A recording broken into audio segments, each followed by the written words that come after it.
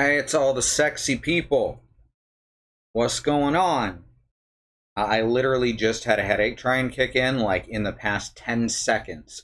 So I may have to stop after a bit to fix my migraine.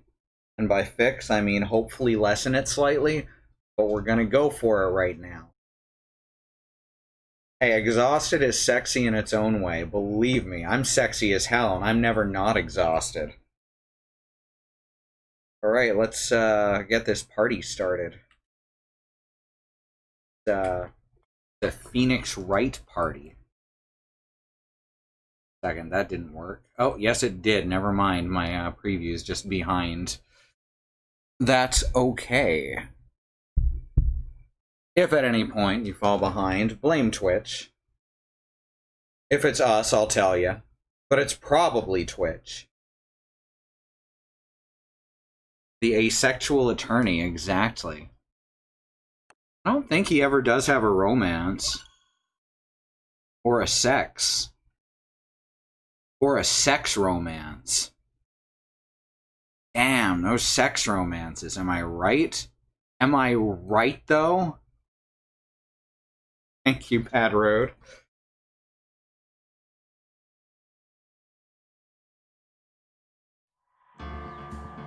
Here we go. Ace Attorney Trilogy. Back in action. Ah, it's a little louder than I intended. That should be good. Smash is next to Phoenix right on the screen, and I'm now thinking of Phoenix and Smash, and that would be both weird and excellent. He's in Marvel vs. Capcom, which is pretty great. There's a chance he's gonna be in on this new Fighter Pass, which would be rad as hell.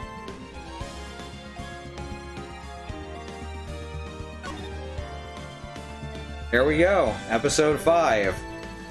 Rise from your ashes. Wise from the ashes. So how's everyone doing?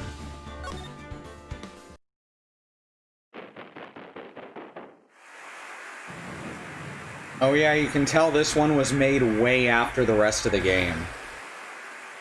This first came out on the DS release. It's got 3D and shit.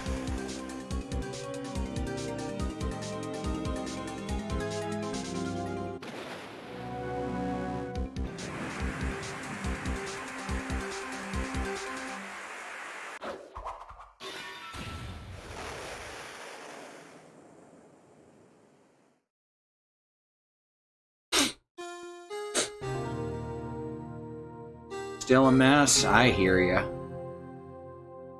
Been a rough while. Alright, gotta get into voiceover mode. Me. It's been 2 months since Maya left the office. 2 months without a single trial. I've had offers, but none I took. That is... until the day that girl showed up.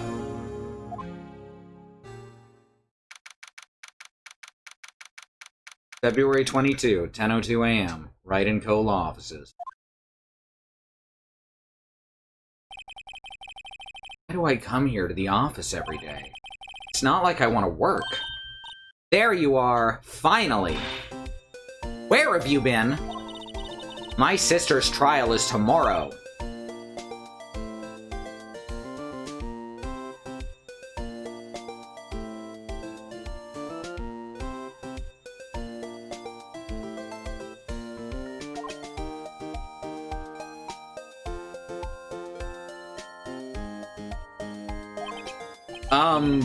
Who are you? It doesn't matter who I am, it only matters who you are. The famous defense attorney, Mia Fey.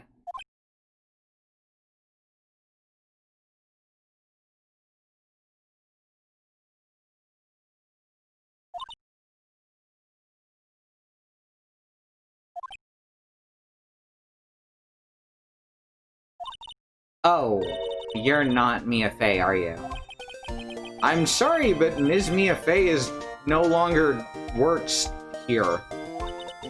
So you are the coffee boy? I'm Phoenix Wright, a defense attorney. Right.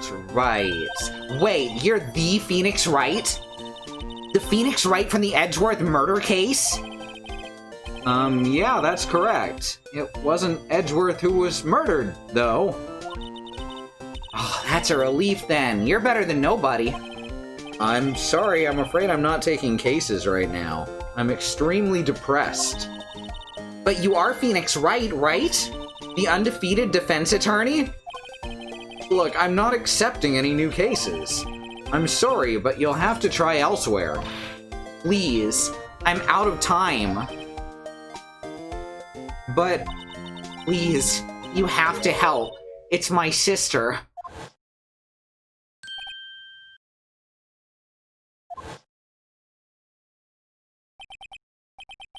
Maya...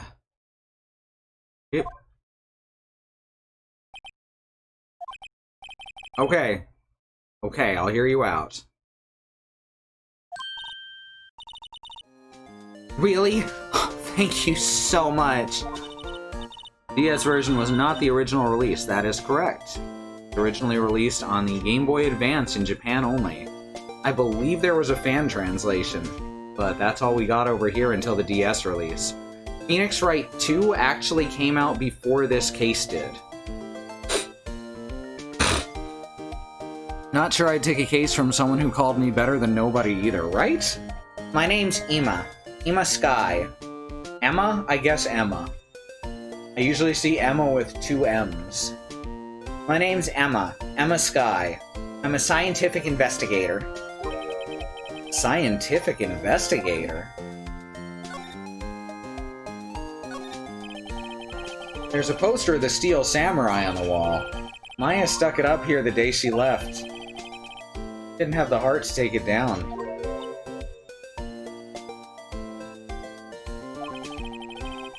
I do sometimes get strange looks from the clients, though.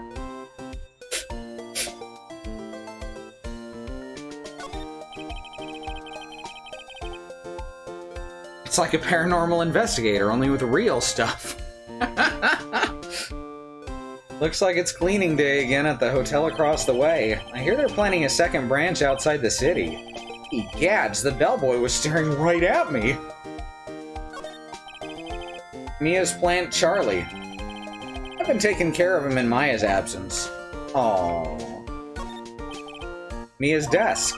I sit here even less now that I've stopped taking cases. Should at least dust it off once in a while.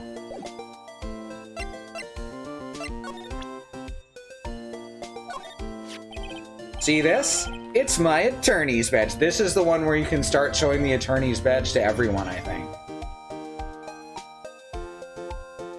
There's also a fan translation of the sequel, but then they released the official English version, and the fan translators, for obvious reasons, stopped working on it. Yeah, that sounds right.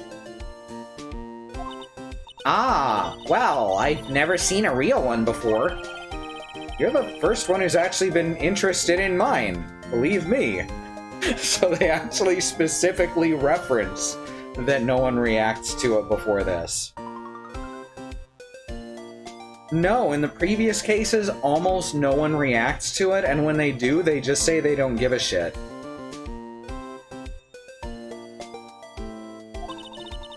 Its composition is mostly silver. The gold plating's flaking a bit. Huh, she analyzed it. Scientifically. There doesn't appear to be any corrosion due to sulfides. I'd give you $50 for it. Sorry, but it's not for sale. Yet. Yeah, exactly. They just act like it's not.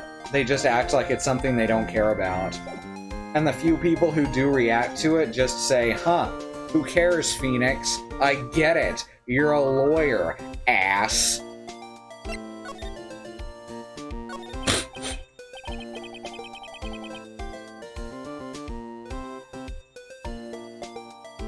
Emma, was it? So you're a scientific investigator. Yes, that's right. Is something wrong? No, it's just you seem kind of jumpy or young. Young? I'll be 16 years old this year. Oh, wait! 16? I'm set to be formally assigned to forensics in 3 more years. So I kind of slurred her S extra hard, and now I've just kind of stuck with it. So we're just going with this. My work is becoming quite well known, at my age no less. So what exactly is your current position then? Well, legally speaking, I guess you'd call me an 11th grader. But I'm ready to do my job, at my age no less. Is that her vocal tech? At my age no less? Great, another future professional in training. So what's this about a case? You said the trial's tomorrow? My sister didn't do it. She wouldn't stab someone with a knife. She wouldn't. She'd use a fork. So it's a murder case. I don't care if there's a witness who saw her do it. She didn't do it. I know she didn't do it. It's a scientific fact. And there's a witness. Just talk to her. You have to talk to her. Right, I suppose I will. Promised her I'd bring Mia Fey, but... Huh, that's interesting. How would she know Mia? My sister asked for Mia specifically. This Mia Fey person was a few years below her in school. So they went to the same school, huh? She always told me to go to Mia if I ever needed a defense attorney. And, well, I need one. Incidentally, Mia's a woman. Now that you mention it, I guess it is more of a woman's name than a man's. Oh, it's nice of you to help your sister out like this. You must be close. Well, actually, when she gets like she is now, I kinda hate her. Huh? But she's my only family. Your only family? What about your parents? They died in a car accident when I was little. Oh, I'm sorry. So, you want to be a scientific investigator when you grow up, huh? Excuse me? I'm not a child, I'll have you know. Still, it's good to have a goal, albeit a very unusual one. I believe investigations should be done scientifically. Congratulations. You know how to investigate them. Don't you? Yeah. Sure can't falter for a lack of enthusiasm. If this case is handled scientifically, I'm sure my sister's name will be cleared. Your sister? I've been doing research, you know. I'm developing a new scientific method of case investigation. I'll show you when I'm done. I'm looking forward to it. I guess I should get down to the detention center and talk to her sister.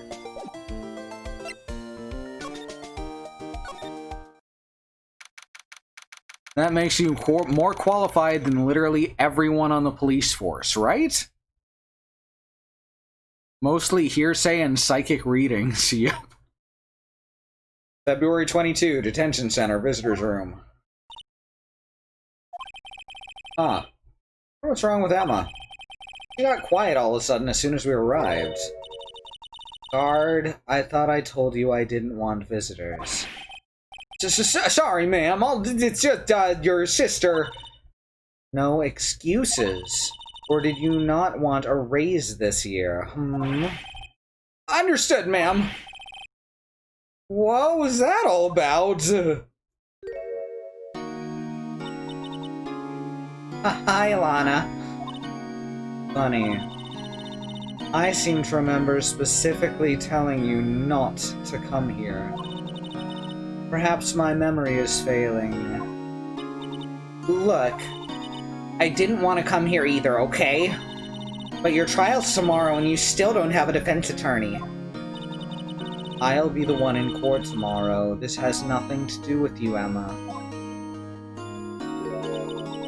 Isn't that right, Mr. Wright? Hey, how do you know me? Mia mentioned you. I've heard quite a bit. I'm sorry, what exactly is it you do? I think she might be in the military. just a hunch. She does look a lot like Mia. My name is Lana Sky. I am chief prosecutor for this district. You're a prosecutor? Why are you wearing military brass?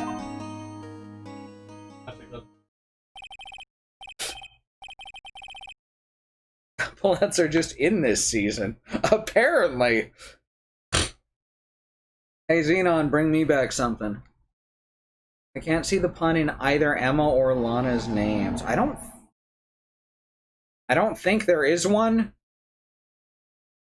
I think this case may have fewer puns, or it may have been lost in translation. I'm certain that happens occasionally. But I can't figure out anything in Emma Sky or Lana Sky either. Two sisters, one a lawyer. This be a coincidence. Emma, Lana, I mean, they're just alike. They are intended to stand opposite Mia and Maya. Most characters have pun names, but some of the recurring characters don't, and Emma shows up a lot, yeah. Two sisters, both alike in dignity. Okay, so that's a lot better than where I was going, which was two sisters, one lawyer. Is something wrong, Mr. Wright?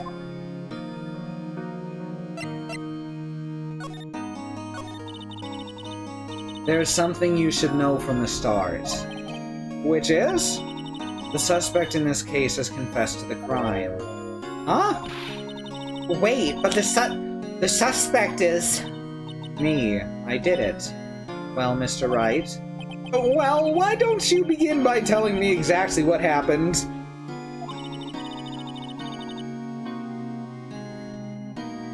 The crime took place yesterday, February 21, 5:15 p.m. No, in their case, it's only the mother who has a pun name. Mystify, Misty Faye.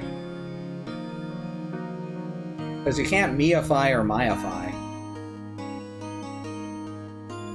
That is quite specific. It was in the witness's deposition. A witness clearly saw me committing the crime. Ah, my, that was a bit of bad luck, wasn't it? The crime took place in the underground parking lot at the prosecutor's office. The body was found in the trunk of my subordinate's car. The prosecutor's office, huh? In your subordinate's car trunk. Classy.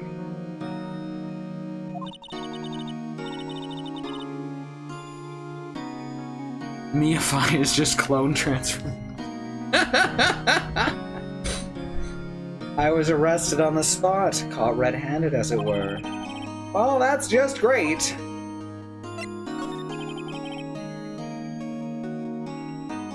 So, who was the victim then? An investigator with the police department. I suppose the correct term is detective. A detective? Oh no, Gumshoe! Death was due to a loss of blood. He was stabbed once in the stomach. By you? Death wasn't immediate, but the wound was fatal. I see. Allow me to repeat myself, Mr. Wright. The victim was a detective. You know what that means, don't you? Uh-oh. What? Mr. Wright, what does it mean? Well, it means the police department will consider it a matter of pride to have me found guilty. They will use any means at their disposal to do so. This case hits hard at the core of a very big problem with police. This case gets worse and worse with everything I learn.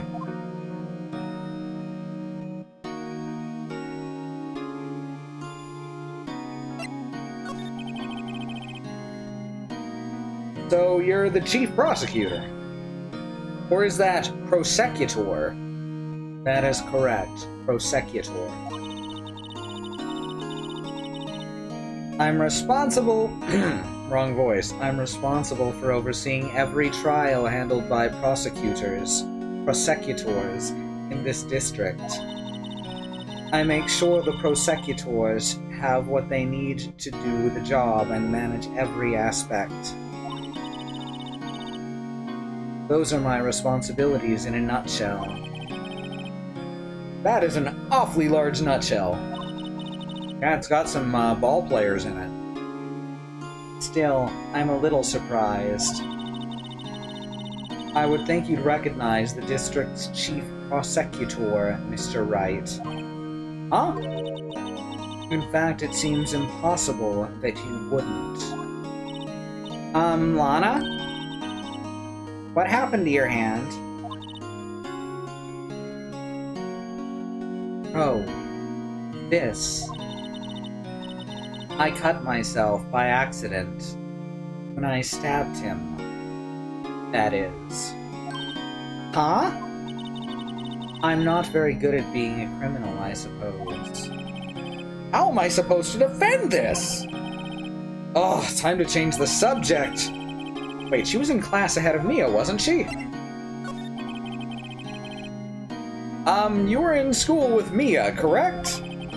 A few years above her? Emma told you that too, did she? Well, why not? I did drag him all the way here from his office. Although it seems he has very little in common with Mia. Hey! It was in law school. I was in my 3rd year and she was auditing the class. She was different than the other students because she wasn't paying to be there. Different? She was strong. She'd do anything to become a defense attorney. Anything. Thank you, Christy. That was probably why she was attracted to me. We fucked. Excuse me? Intellectually attracted, Lana was on top of her class in school, and on top of Mia. I was the best there was. Oh. I'm doing pretty good in school too, by the way. It sounds a bit different when Emma says it. Well, Mr. Wright? Excuse me? As you can plainly see, I am admitting my guilt. I think it's safe to say there's no way you can take this case. None. Oh, they fucking... Well, they were. A long time ago. Well, Lana.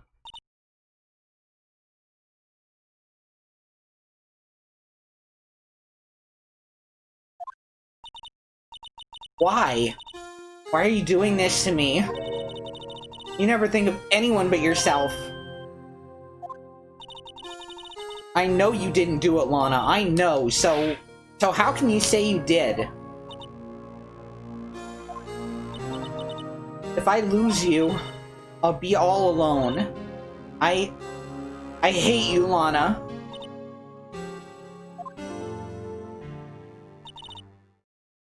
Mr. Wright. Yes? I believe our discussion here is ended. The rest, I leave to you. You mean you're requesting my service as your defense? Don't lose any sleep over it. Your client has confessed, after all. The case is over.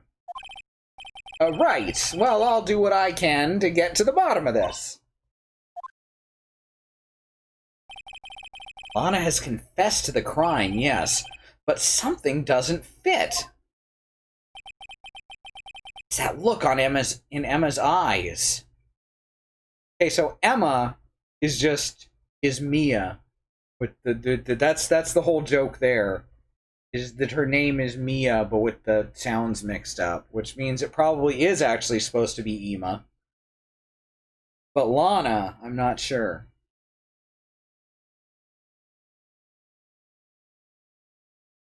I mean, it's 2 letters different from Maya. There's 2 A's in it. I guess it's just supposed to sound similar, and that's like the closest thing to the joke. I miss learning that Mia and Lana were fucking in school. I absolutely did not. I even talked very loudly about it. It's that look in Emma's eyes. It's anal back. Oh no. Oh, Xenon did. Okay. I thought you meant me.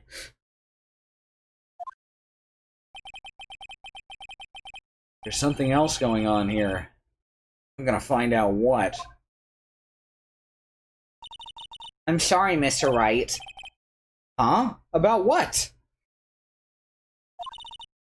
My sister. She's not always like that, you know. I just never expected to be defending another prosecutor again. She's changed a lot. She used to be so gentle, always smiling. Everyone liked her. I see. Sorry, but I'm having trouble imagining that. What happened to her? I don't know for certain myself. I think maybe... well, maybe not. Sounds like there's something there that defies a simple scientific explanation. Let's go check out this underground parking at the prosecutor's office, shall we? Okay.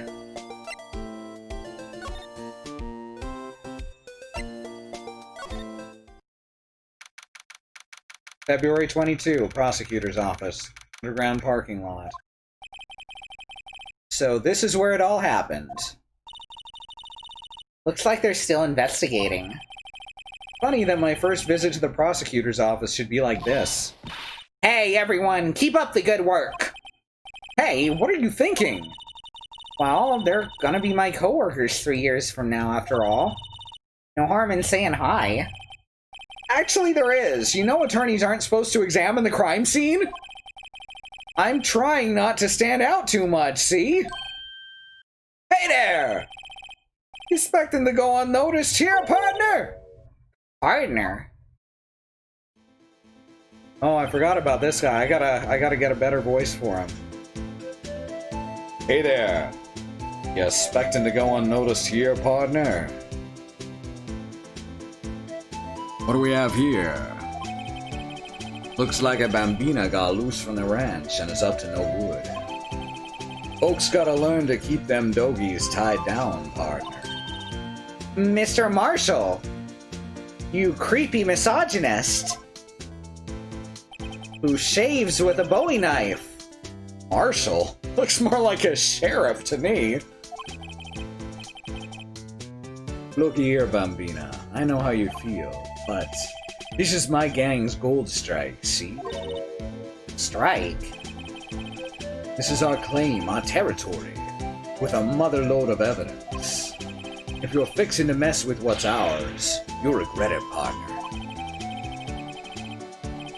You know what dreams the cacti out in the desert dream you want to? What is this guy talking about? You head along home now. Happy trails, Bambina. I'm drunk on the job. I feel like I hate him, but I can't remember why. I mean, he's a creepy misogynist. So far, I'm not seeing a reason not to. Ouch.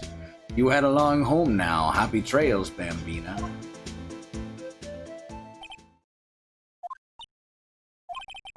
Was that a hombre, a friend of yours? Yeah.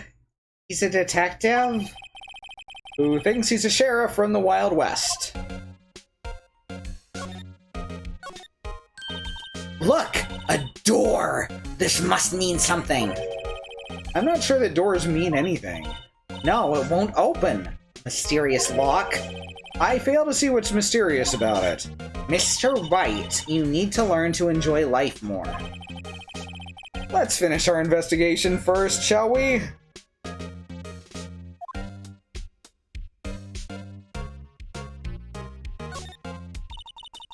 This is where the cars leave the lot.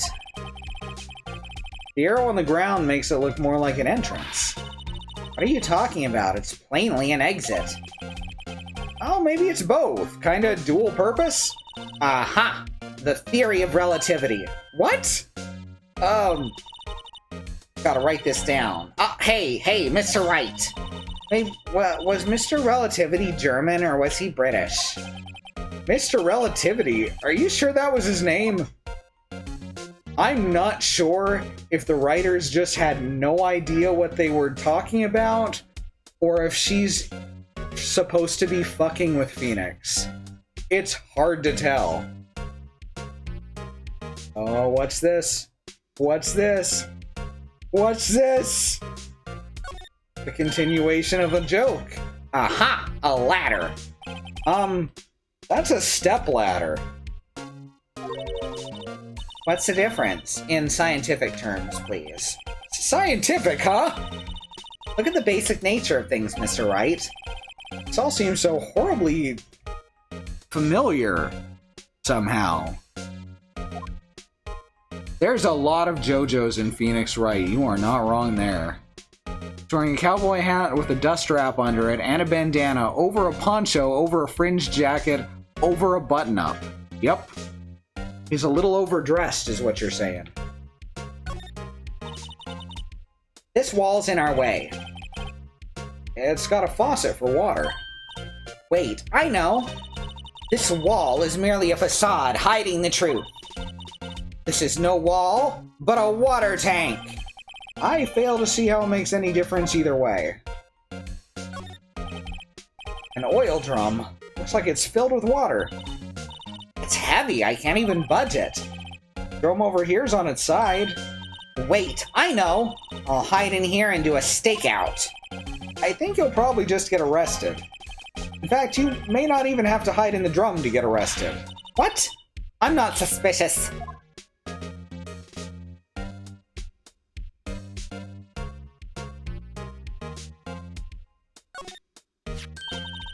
Here, a phone. Let's see if it works.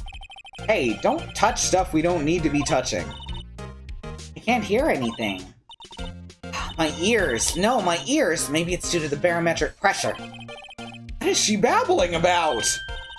Hey, what did you just say? See, you can hear just fine. The phone's broken.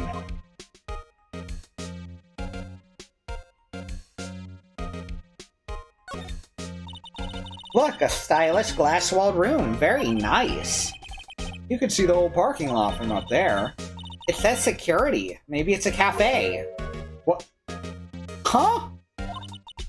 Cafe security. Yep, that must be it. Let's check it out later. I'd hate to break it to you, but I think that's probably just a security office.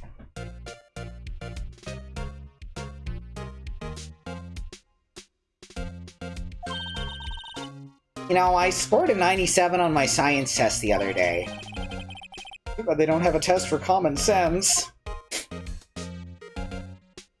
I feel for her at this point, I really do. Yeah, she doesn't seem to be able to... I don't even know if it's interpersonal skills. It's like simple stuff bewilders her. She's really clueless sometimes, and I can relate to that, says Fel3. What's this, a wallet? Excuse me, officer! Wait! What are you doing, Mr. Wright? What am I doing? I just found a wallet, so I'm handing it over to the cops. Don't believe it! This is real basic. Anything at a crime scene is evidence. Let's be scientific about this, please. Just put it in your pocket. How is that scientific? Sounds like theft! Wallet hastily stuffed in a pocket. I'm called to duty already, and at my tender age. Here, I'll teach you the trick to examining evidence in detail, okay? By the way her eyes are sparkling, I can tell she's been waiting for this. Okay. Look at the court record. You have to be sure to examine evidence carefully on all sides. Now let's start examining from every angle. Alright, so you can rotate it with the right stick. Oh look, there might be a clue here. You should check it out with the press of the A button.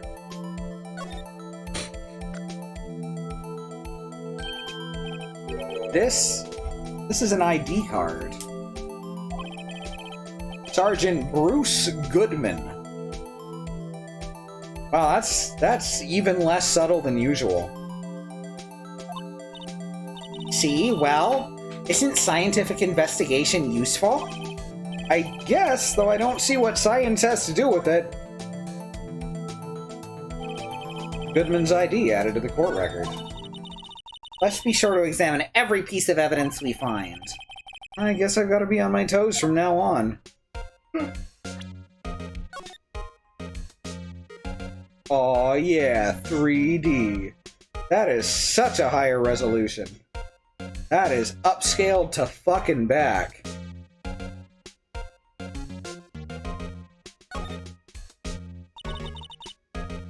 So this is what the back of the badge looks like. And I always thought it had a safety pin. Each badge has a number carved into it. That way you can tell which attorney it belongs to. You mean you couldn't lend your badge to anyone? Nah, I'd be found out right away.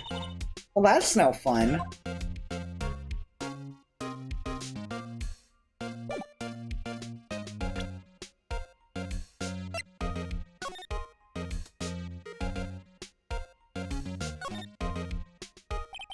A name and ID number are written here.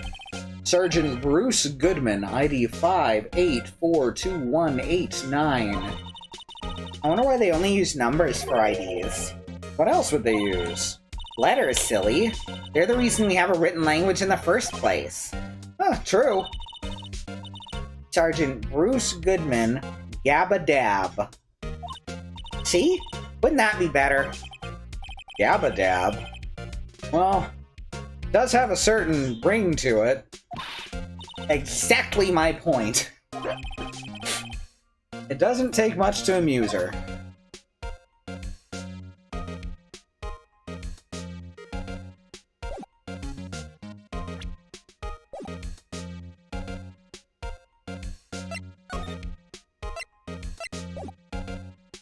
Anything else to examine? Good old Yabba Dab.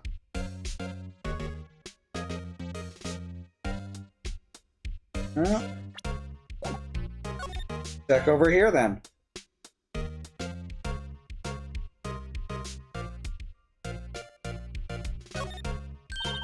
I got this, Fel 3, don't worry.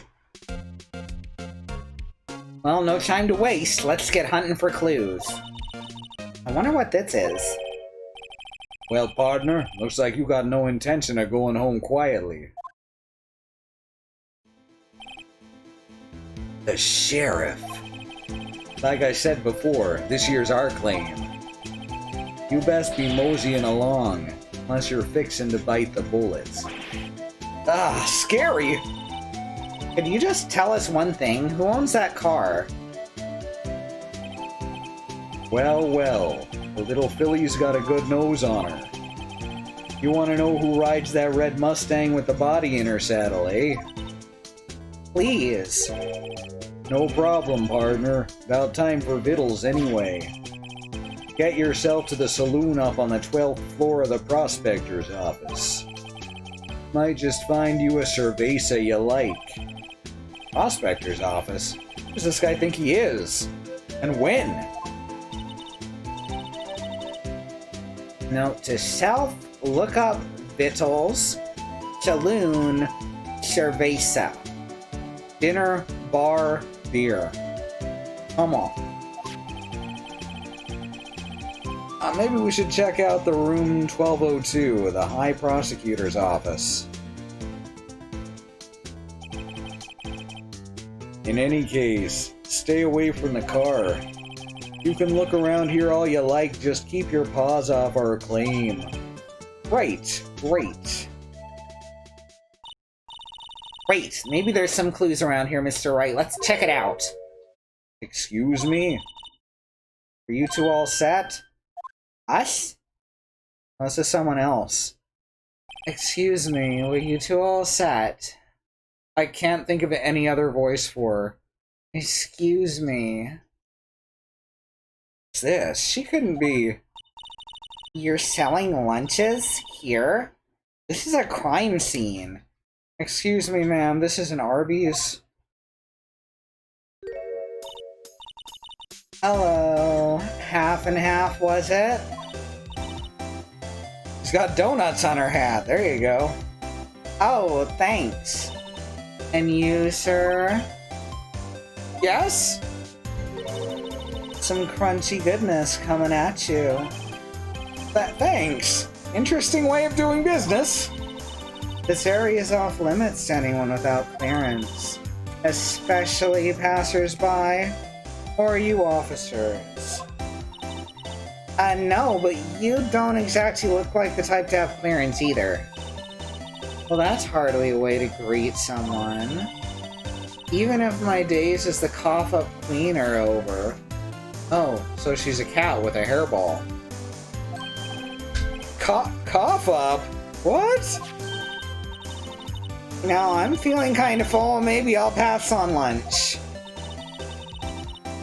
I'm quite connected to this case, you see. The images are burned into my eyes, you might say. All the sordid secrets. Secrets? Dear me, you're a slow one, aren't you? I'm referring to the murder. The stabbing of that detective. What? A witness clearly saw me committing the crime. You mean you're the witness my sister was talking about? Please. Cough... Oh. Please, cough up, Queen. Tell us what happened. And don't gag on that hairball. My name's Angel Star. Don't go forgetting it. Or before you know it, I'll have you whimpering at my heels. Yes, ma'am! Yikes, she means it! She's using her heterochromia to be threatening.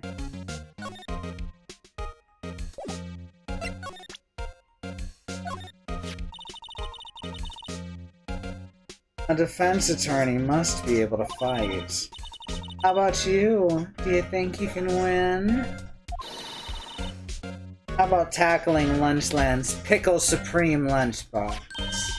Wow, it's really crunchy. A box of pickles. Huh, kind of a sad lunch if you ask me. Somehow, I knew. Yesterday was a day of destiny. I knew something was gonna happen. Just like I know that the daily special on Friday every week is salmon. Destiny? Yesterday's special for some reason? You're a defense attorney, right? You should know then. You should know the foul misdeeds of the evil ones who haunt this den of iniquity. Evil ones? Prosecutors. They have no qualms at all about blackening the names of innocent. And yesterday they paid homage to the most evil one of all. They gave an award for King of Prosecutors. What a farce. So she's saying there was some sort of prosecutors convention yesterday. I was almost compelled to lace their lunches with something foul. You have a personal grievance against prosecutors or something? Or is this some kind of scientific evidence of this, evil? Young miss, mock me at your own risk. You'll soon find out why they call me the cough-up queen. Ew. The most heinous of all the evil ones, the one they awarded yesterday. It was in his car that they found the body. Proof that he devours the evilest lunches of all. Really? Really what? I am completely confused. One thing's clear, this lunch lady has a thing against prosecutors. So what exactly is it that you witnessed, Miss Starr? It was a fascinating spectacle, to be sure. I now feel I know what they say when they talk about a woman's wrath. To see Lana Skye wield that knife so... Her knife flashed in anger, bringing him to a sad end. It was truly a sight to see. You mean you saw the very moment of the crime?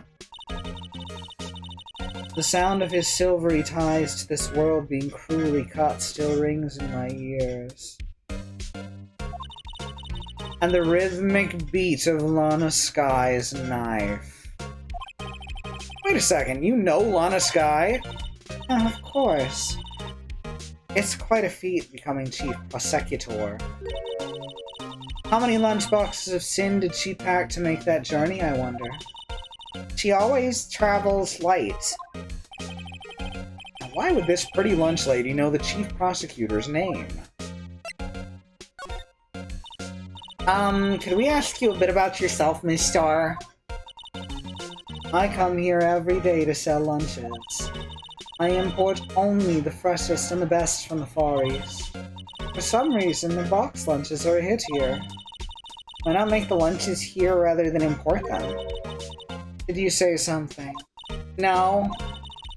Only true connoisseurs can understand. Only 90s kids will remember.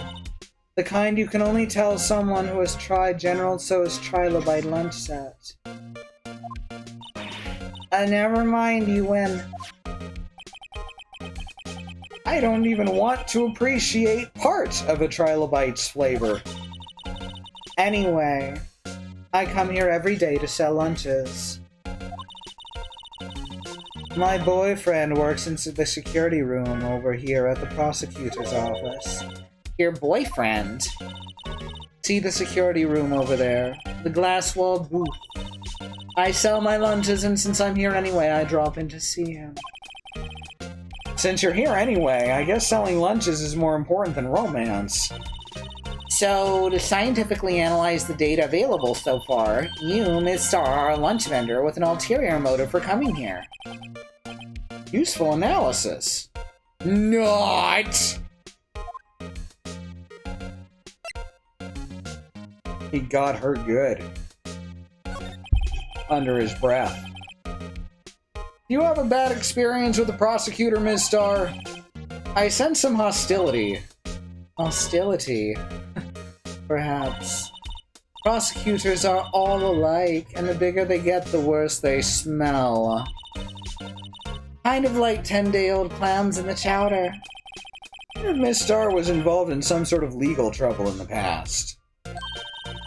That'd be a sure cause of food poisoning, scientifically speaking, of course. I mean, now you're talking cough-up queen. Now you're talking cough-up queen. There we go. I thought she was just a lunch vendor, but now I'm not so sure.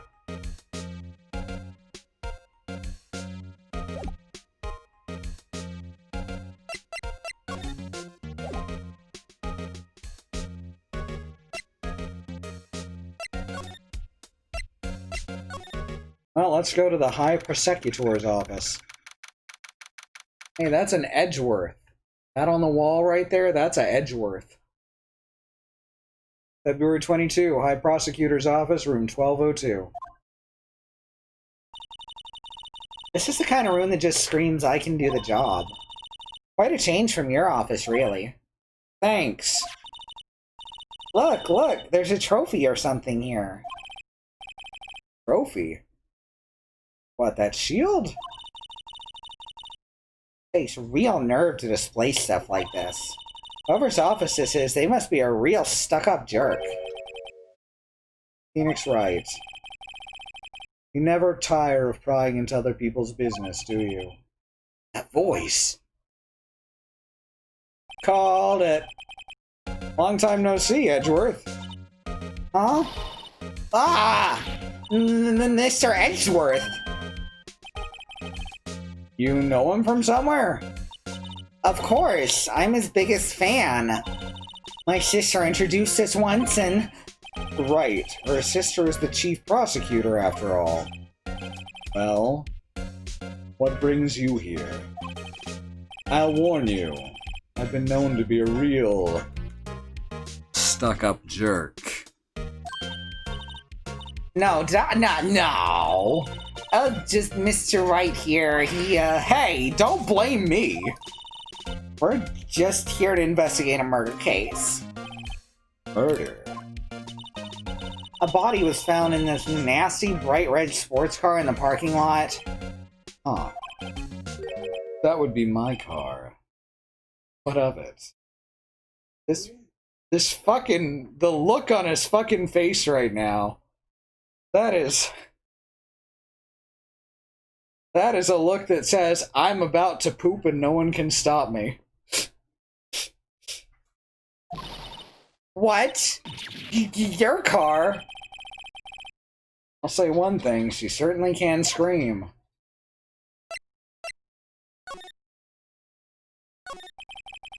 So the body was found in your car. Go ahead and say it, right. You think I did it, don't you? After you went through all the trouble to help me last year, no less. Thank you, Chrissy. And Bad Road. No, we don't think you did it. I mean, it was my sister who stabbed him. Wait, no, she didn't do that. I mean... Wait. So you're the chief prosecutor's little sister, then? Yes, sir, Emma Sky. It's nice to meet you again. Now that didn't sound forced at all. Ah, now I remember. You've really grown. I'll admit it was a surprise for me, too. I think my own car would become the scene of a murder. More surprising still, being forced to prove my superior's guilt. Understand? Wait! What did you say? Lana Sky is the chief prosecutor, the top prosecutor of the district. She can't prosecute herself, so I'll be the prosecutor at the trial.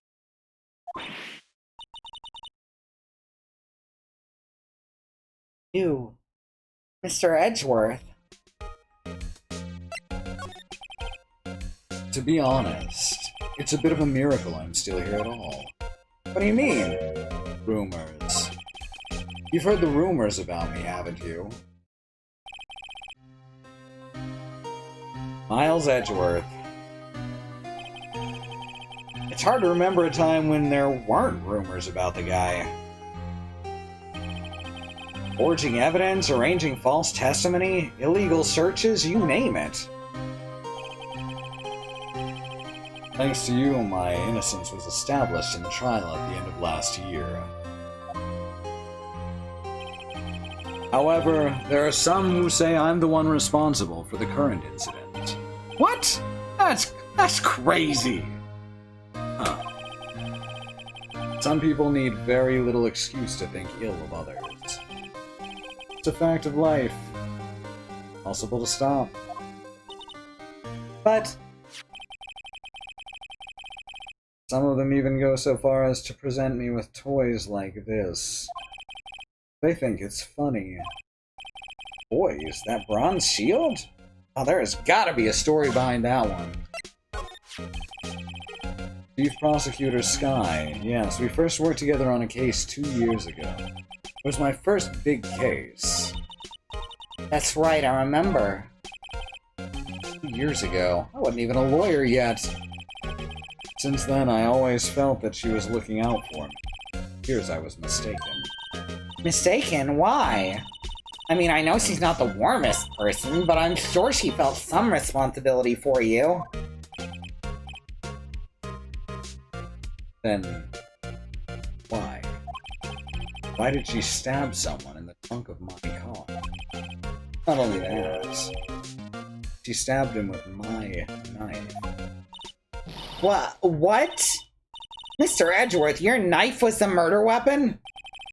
To be specific, it was the knife I keep in the toolbox in the trunk of my car. No prints, traces of the victim's blood.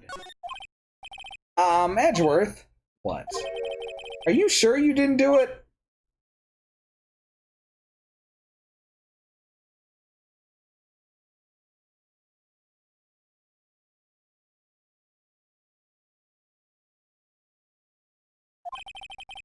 Come on, can't you take a joke? You have a strange sense of humor, Mr. Wright. I can't believe that Edgeworth did it.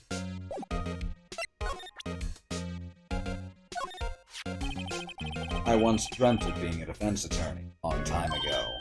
What? You wanted to be a defense attorney, Mr. Edgeworth? Yes, my path is laid out clearly before me.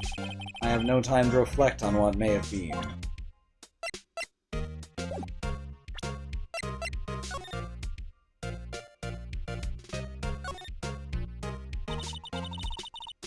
This must be the victim's blood, right?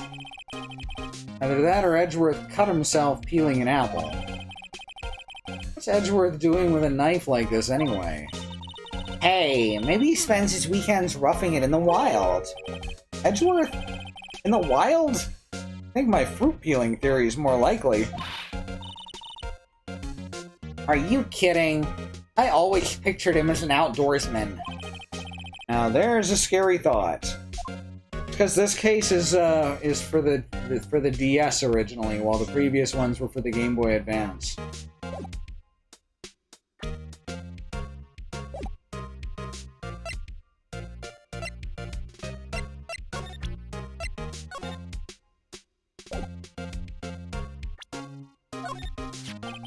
Say, Edgeworth, I was wondering about this. Mr. Wright? Huh, what? Are you sure you should be showing that to Mr. Edgeworth? Oh, he'll take it for sure, won't he? I wish I could be on the same side as Mr. Edgeworth. Then my sister would be found guilty. Size any deeper, I'm gonna start getting depressed.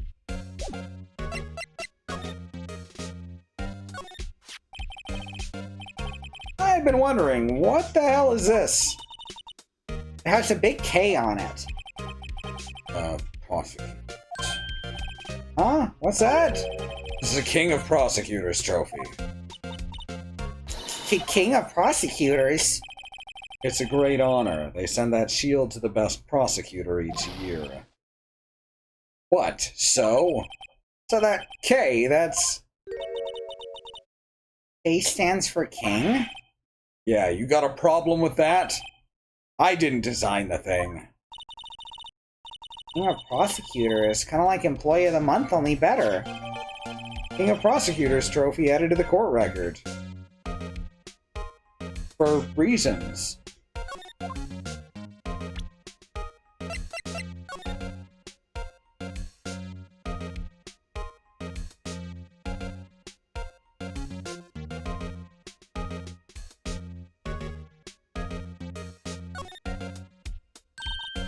Hey, check it out! There's a metal plate here.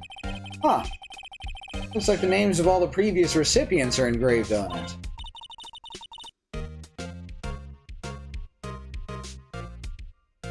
Wow. One guy's listed a bunch of times. Von Karma. Guess he must be a foreigner. Yeah, that's probably it. Well, wherever he's from, he must have been an amazing prosecutor. I like to meet this Mr. Von Karma sometimes. When she says it, his name does have kind of a ring to it. Hey, you don't want to meet that guy.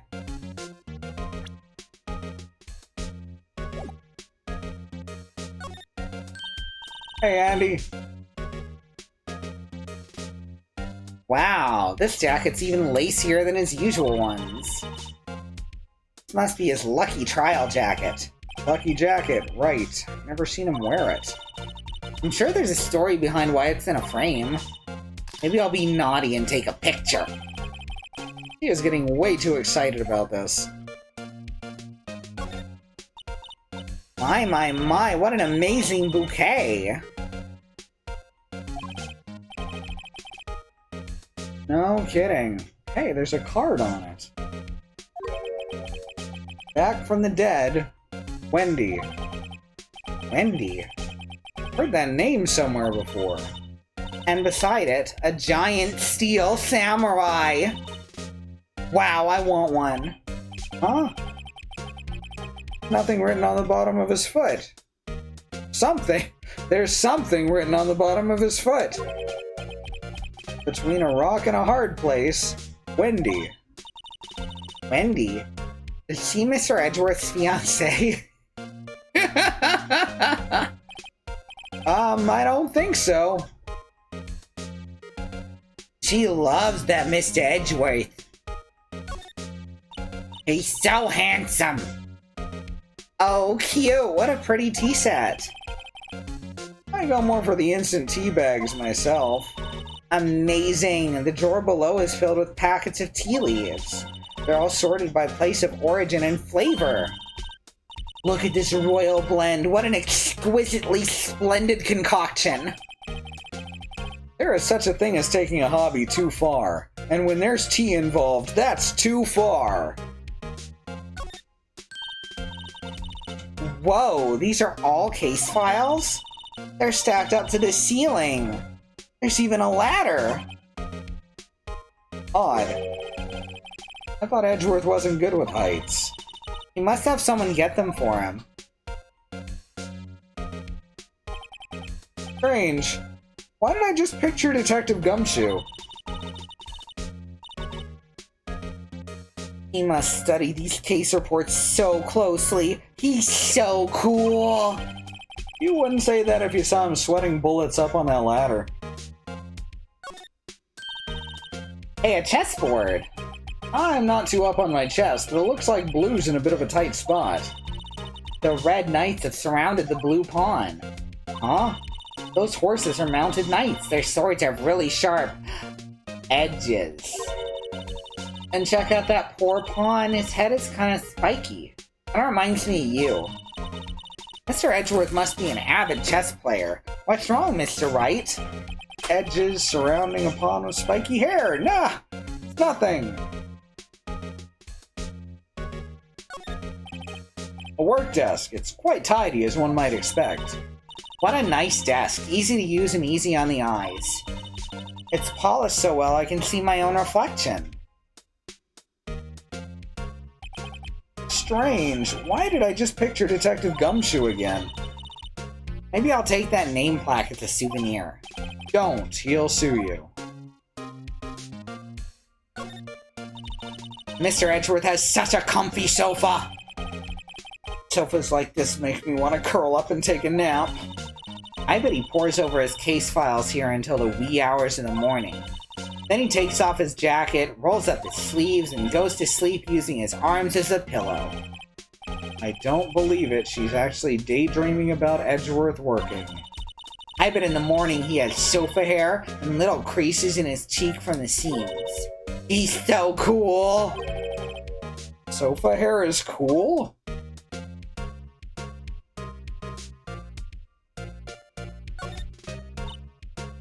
Whoa! What a view! It must be nice to have an office on the 12th floor. I guess you would feel important. Incidentally, were you to jump out this window, the time until impact to the ground would be... Got it. Approximately 3.23 seconds. Ah, that's handy to know.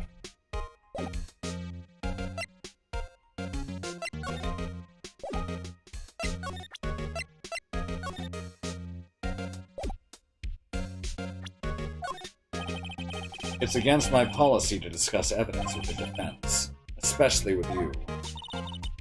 He doesn't like you very much, does he, Mr. Wright? Ah, with Edgeworth, it's never personal. It's all about winning tomorrow. So basically, this says you were the best of the best last year, huh? You can take that foolish grin elsewhere, Wright. I lost a day of work to receive that travesty. Huh? Why's that? I had to go to the police department to receive the broken shield. The police department?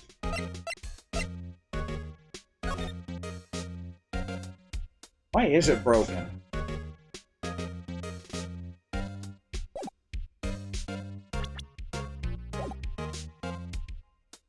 Does Emma have Detective Gumshoe as a reflection? I think so, yes. The police department? Yes. Right next to the police station downtown. You've been there, haven't you? Where Detective Gumshoe works? Yeah. I was wondering something about your shield. Why is it broken? Doesn't matter. Got more important things to worry about. Oh, right. Doesn't seem too concerned about his award, for better or for worse. Yesterday was a very busy day for the prosecutor's office. Maybe we should ask him more about yesterday.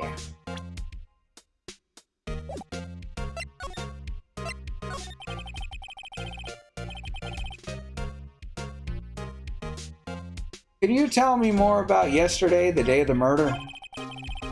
Yesterday was the annual cleaning day at the prosecutor's office. Cleaning day? Working with the police department, we sort and file all evidence for solved cases. We call it evidence transfer. Wiping your hands of old cases, in other words. Oh, and another thing, a ceremony was held at the police department. There's an annual review and awards for outstanding police officers and prosecutors. And that's when you got the shield. I was at the police department yesterday afternoon. I got back here at 5:12. That's very precise. People like myself and Mr. Edgeworth pride ourselves on precision, Mr. Wright. No, I place little faith in my memory. The only thing I trust is solid evidence. Edgeworth's parking stub added to the court record. This is the parking stub from the underground lot. The murder took place around 5:15. So the murder happened right after you got back. Watch, Wright. I'd appreciate it if you direct that suspicious glare elsewhere.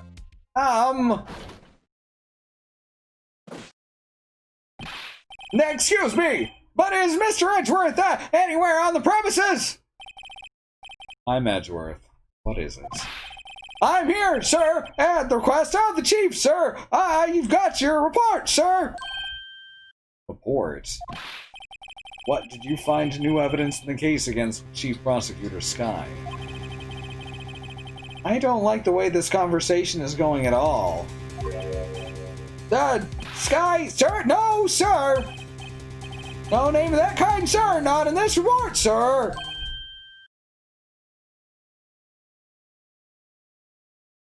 You know, he kind of looks like a Muppet there. How his mouth goes all the way across the bottom of his face. Like Guy Smiley. Doesn't he look like Guy Smiley?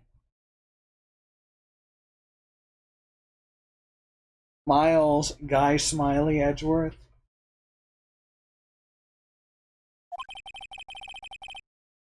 I think I just heard Edgeworth's lid blow.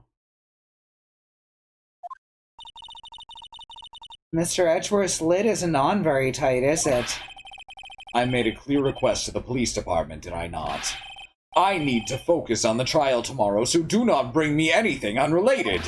Sir, but sir! I'm just following orders, sir! They told me to bring this to you! I wasn't aware of the particulars that... Give me your name. Yes, sir! Meekins, sir! Officer Meekins! Right. Officer Meekins. Take your report and leave. Good luck with that raise next month. But sir, I didn't know! Poor guy. Looks like he was absent on the day they gave out brains and good luck. Right. Yes, sir! He caught me off guard. As you can see, I'm busy. You may leave now. Let's see what he says, Mr. Wright. The victim was a detective from the same department as that patrolman just now. Go down to the police department. You can ask more than... Thanks. Seems to have finally calmed down at least.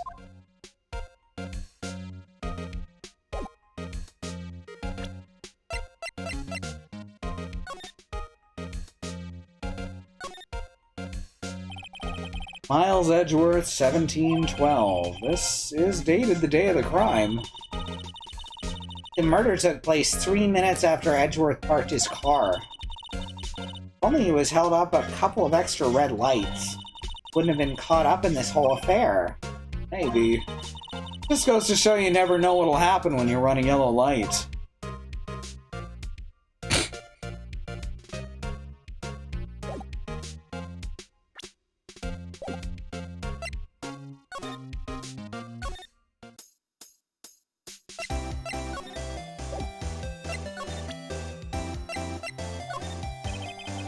You take a look at this. You. Yes? You said you wanted some hot tea, right? No, but thanks. She did not even look at me. You must have to brew the leaves a long time to get rich flavor like this. We pre-infuse the leaves with steam before brewing. I knew it, so that's the secret to their aroma. Exquisite. The only thing I'm smelling here is wasted time.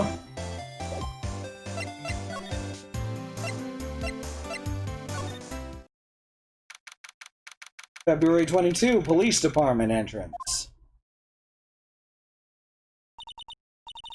Oh, we're finally here. Performing for you. Why would they put the police department so far away from the prosecutor's office? Beats me. That took almost 30 minutes by taxi. And the traffic wasn't even bad. The police department, huh? I've only ever been here to criminal affairs next door. Huh?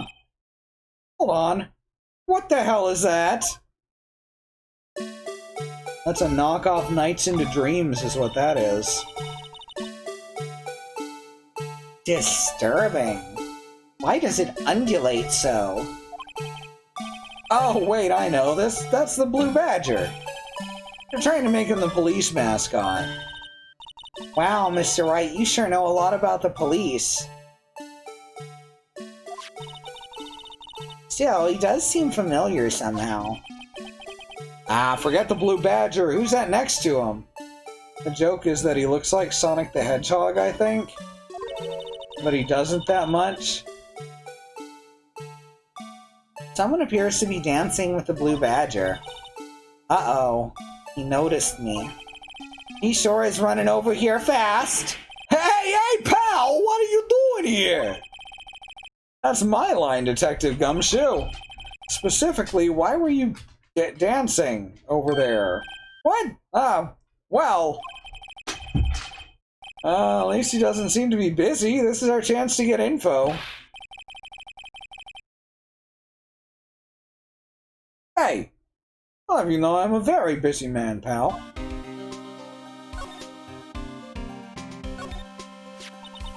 Oh, I was wondering about that. What? The Dancing Blue Badger? It's my masterpiece. You made this, Detective Gumshoe? The chief threw together some designs and I just did my thing, pal. Nice work. It's battery powered so it can go anywheres. There's no switch, so it just dances till the batteries die. Poor Blue Badger, fated to dance until he drops. Blue Badger panel added to the court record for some reason.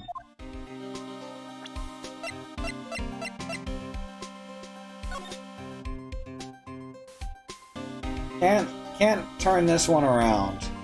This one's stuck. It's one dimensional. It only has one side. It's infinitely thin. Guess that makes it two-dimensional.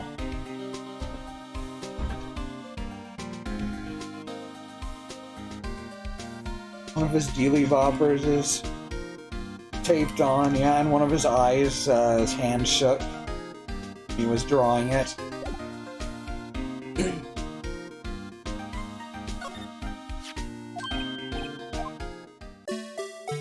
Well, I guess we're watching this again. I think it's cute. I think y'all are being mean to the poor blue badger.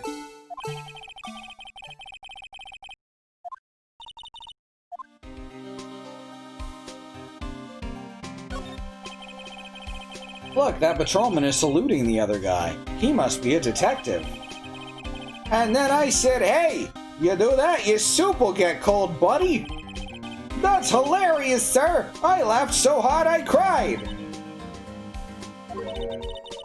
I guess he wasn't saluting, he was wiping tears from his eyes. They make a good pair.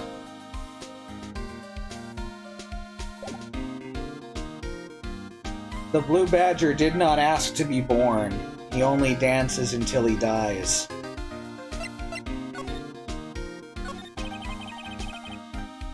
I'll give you one word of advice, pal.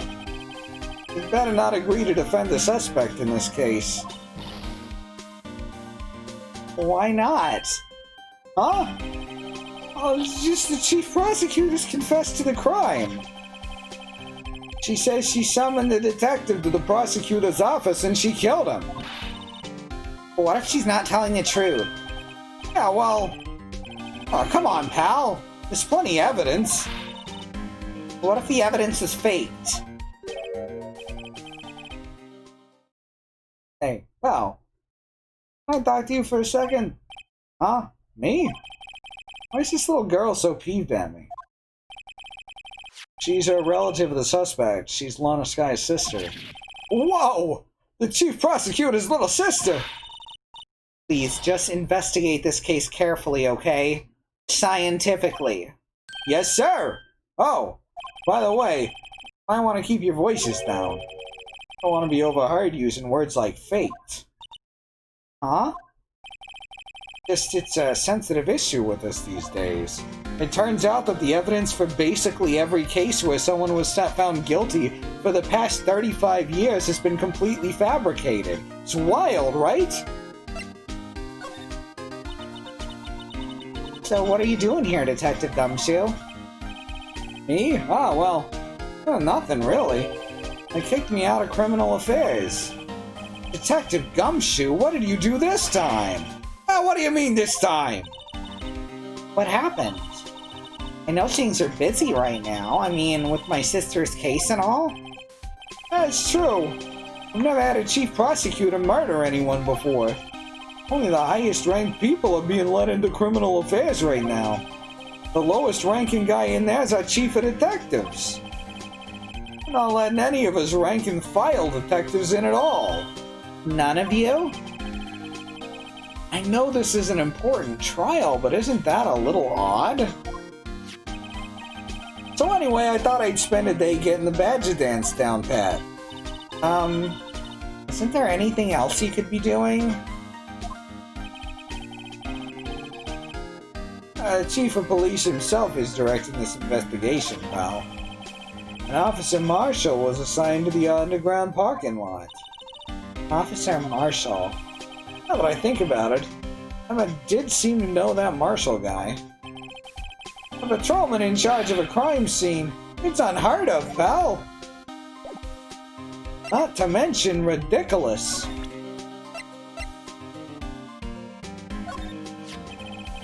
Detective, here's my attorney's badge. You show this to me every time we meet, pal. Real men show their police badge. Enough said.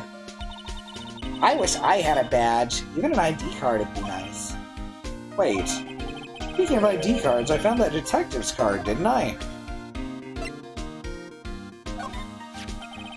Detective Gumshoe, what can you tell me about this? Huh? Hey, pal. That's a detective's ID card. You can't just keep that. You gotta turn it into the police. It's people like you that get me into so much trouble all the time. Meaning Detective Gumshoe must drop his card a lot. Let's see. Bruce Goodman. Goodman. Sounds familiar. Yeah. Wasn't he in that movie, The Big Lebowski? My mistake. But didn't you work together with him in criminal... Whoa, now I remember! Bruce Goodman. He's the victim. That's what I thought. Can you tell us more, Detective Gumshoe?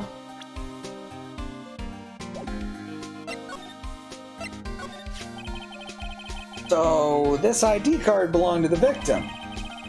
It was a detective like myself. Detective Bruce Goodman.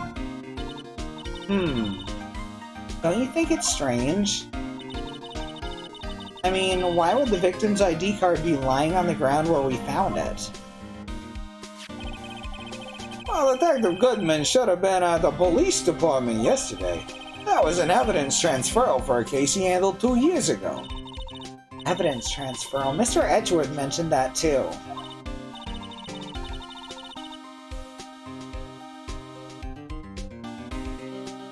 But Detective Goodman was killed at the prosecutor's office. Well, that's the thing. It's hard to say this, but word is that the chief prosecutor's guy called him out there to the parking lot. And Lana's confessing as much.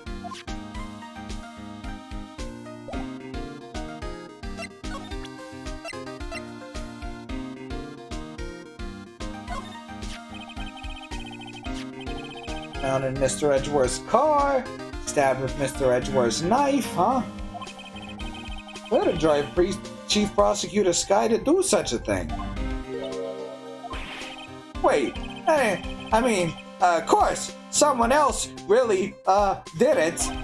Someone who must have a grudge against Mr. Edgeworth. Car and the knife do seem a little too well organized to be a coincidence. Or Mr. Edgeworth. What could have happened?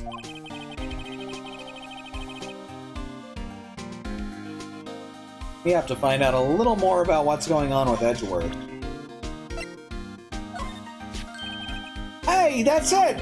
That's the King of Prosecutors Award that Mr. Edgeworth got yesterday. Were you at the award ceremony, Detective Gumshoe? Of course, pal! I got an award for diligence myself somehow. Congratulations. I was wondering, why is the award a shield? And why is it broken? Oh, there's a reason.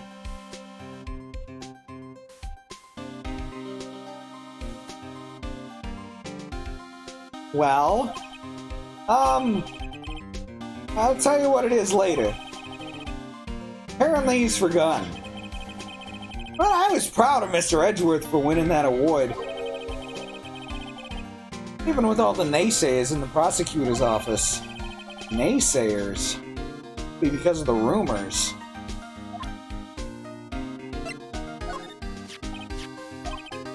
Alright, same dialogue there.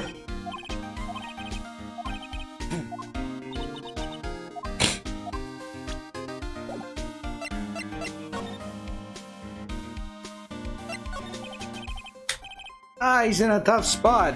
Again. Again? I forgot about the last case. Well, it started with the murder of that defense attorney Hammond. Mr. Edgeworth was found innocent. Listen, pal, there have always been rumors about Mr. Edgeworth. Forging evidence, making deals with witnesses. Nothing outright. There are always whispered rumors. Ever since he was accused of murder, no one's whispering, they're practically shouting. But there's no evidence against him.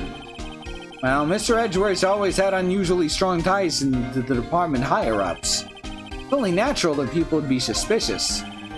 Had no idea it was under the gun. Anyway, the latest case has started a new rumor. People say the only reason he took this case is because he's aiming for the chief prosecutor position himself. What? But I know the truth, pal. Nobody wants to be the one who has to prosecute the chief prosecutor. Mr. Edgeworth is biting the bullet on this one. He's doing this for all of us.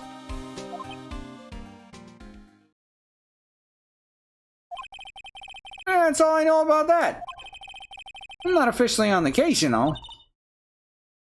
Thanks. Why aren't you handling this case, Detective Gumshoe? We met the guy who... What was his name? The guy in the parking lot? That'd be Officer Marshall. He was appointed directly by the Chief of Police. Officer Marshall. Is he some kind of Wild West sheriff or something? Double Jeopardy. Gene Double Jeopardy. Oh no. No, Jake Marshall's just a regular officer from West LA. For a moment there, I wasn't sure. Look, pal, let me try to make things a little easier on you.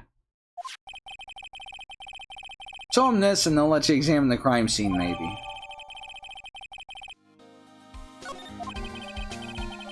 I'll be surprised if this gets us anywhere. Just act like you're supposed to be there and nobody will look at you twice, pal. It's true, that works real well in a lot of situations.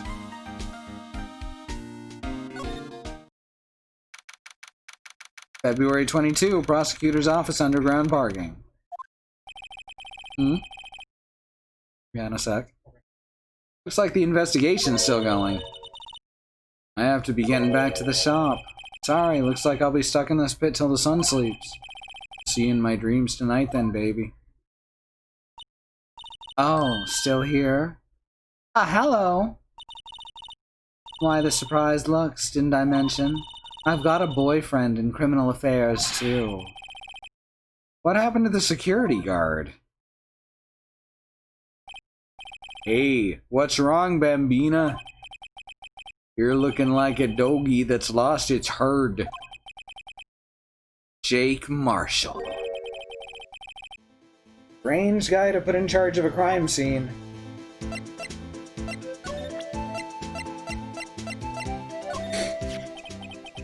Would you mind reading this for me? What's this?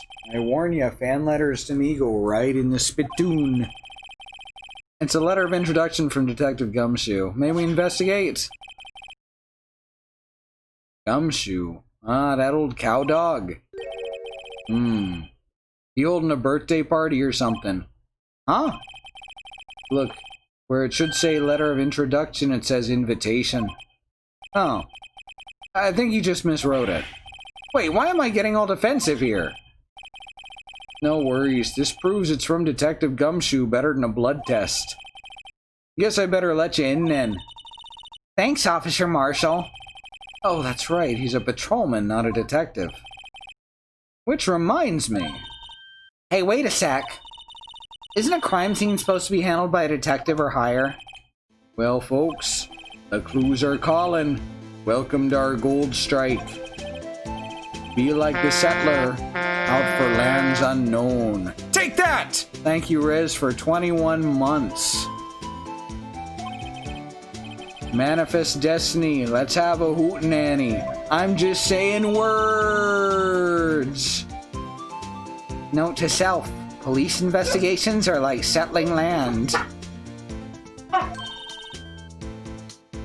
Well, Mr. Wright, what do you say?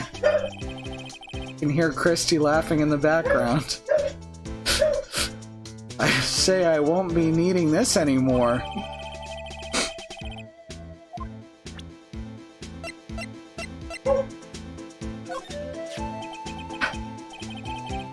I see your badge. Looks pretty round. Our badge is a star.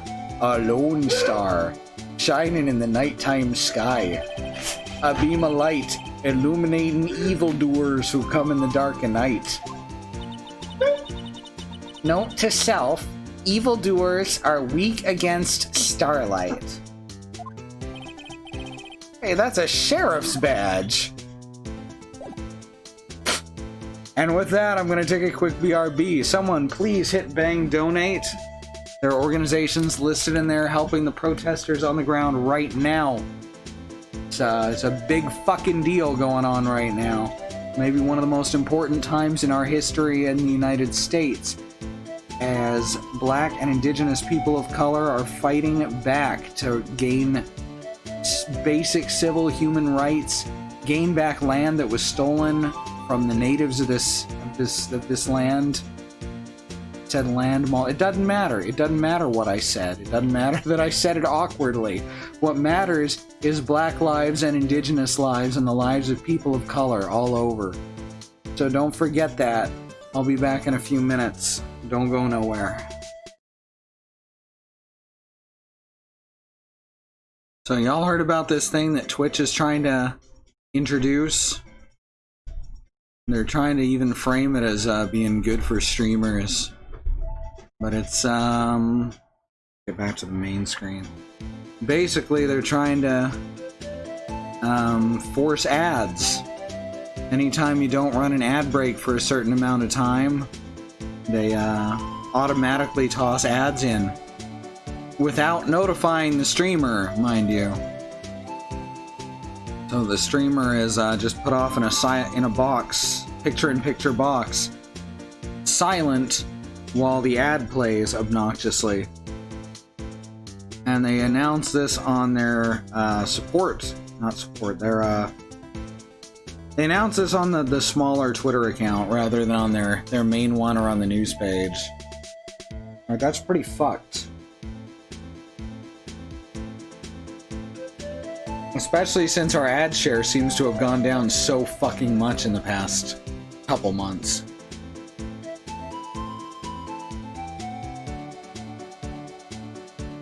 They lowered our ad share without notice, and now they're trying to put more ads in.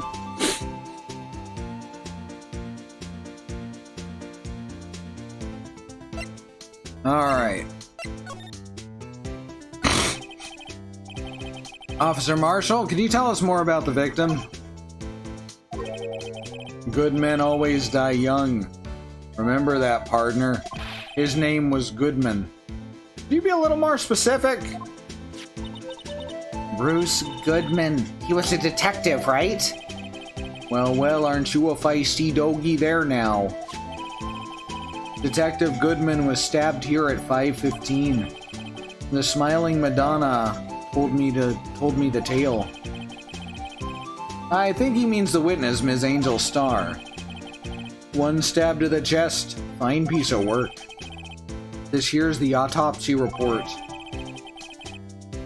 Died within an hour and a half of 4 p.m. Was my sister involved with the victim in any way? Funny you should mention that, Bambina. Chief Prosecutor Sky and Detective Goodman had nothing in common at all. Nothing in common? They apparently worked together on a case a few years back. So there's no motive. Goodman wasn't a particularly gifted detective. That's one reason why he didn't do much work with the chief prosecutor. Prospector. He says prospector. Considering setting up live.dialup express running keyframe for friends who aren't affiliates, it's a good idea.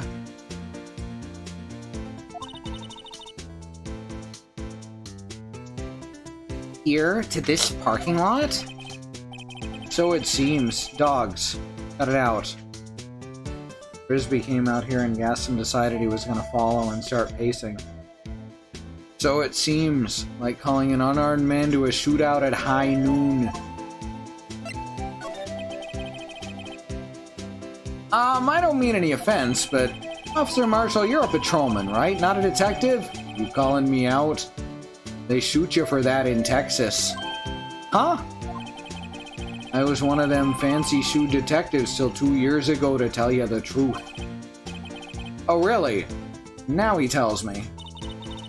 But you're a patrolman now. So how can you be in charge of a crime scene? Nothing gets by you, does it, Bambina? So why are you in charge? No reason. We're just short on hands right now. I'm keeping an eye out in the meantime. That's odd, though. Detective Gumshoe was saying he had nothing to do. Nothing important, at least. He's nothing but a sad old cow dog. Can't find his tail. Maybe it's because he runs with that Edgeworth, eh? Edgeworth? Edgeworth. The cow dog's been kicked out of this cattle run by order of the chief of police. Just, he don't realize it yet. Detective Gumshoe kicked out of the investigation?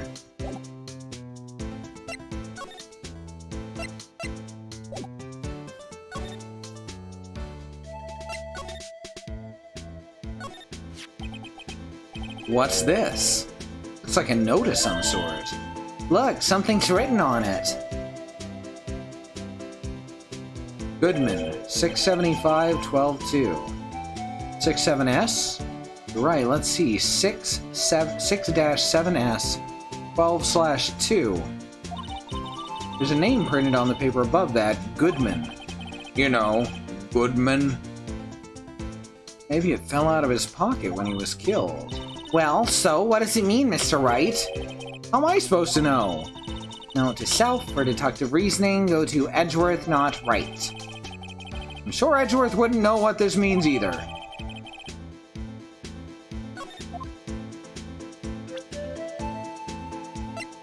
Alright, we're gonna turn it over. It's okay. We're getting to it. Oh, I can't do that. It's two-dimensional paper.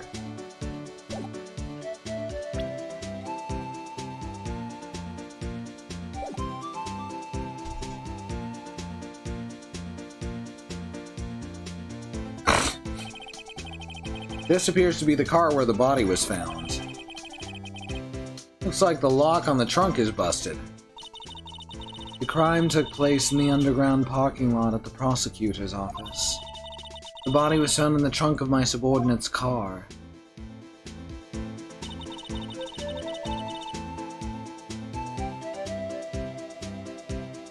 Quite a luxury car. It just screams I have money to burn. Yeah, prosecutors get the big bucks. B block is through there. That's where the visitors park. I can see the Lunchland car over there, far in the distance. Hey, you're right. I like the cute design on the door. I can see a cartoon cow munching down on a juicy-looking steak.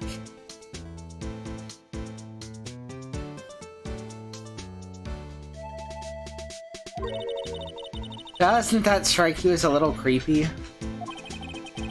Just don't think too deeply about it and you'll be fine. Gaston, are you coming up here or what? Come on.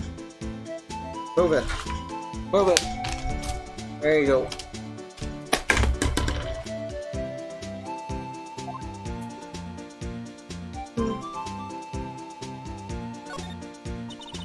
A block. This area is reserved for prosecutors. Defense attorneys are relegated to B block. I dream of the day when I will be able to park my car here. I'll go over to B block to buy my hamburgers from you, Mr. Wright. Not planning on giving up my job that soon. This looks like a cell phone. Scientific analysis would suggest this belonged to the victim. That kind of phone hasn't been used in a long time. Can't think of anyone else it could belong to. What is so scientific about that? Should we check it out? Right. Let's check it out. Doing it automatically, oh no.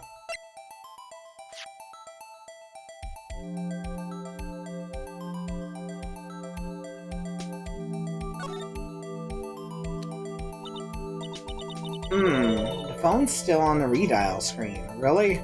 Is it? Redial? Mr. Wright? Most phones keep a record of all the calls you've made and received. You just press the blue button to display the last number you called. Convenient, isn't it? I'm surprised you don't know about it. Sorry to disappoint you, but even I know about things like redial. Huh? Oh, I'm sorry. This you never know with people from your generation. Oh, whatever. Just check this phone out.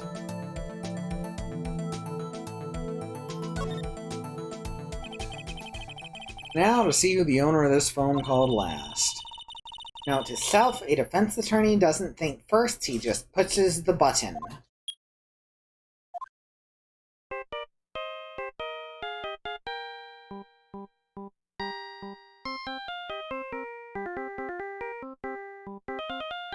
The Steel Samurai song.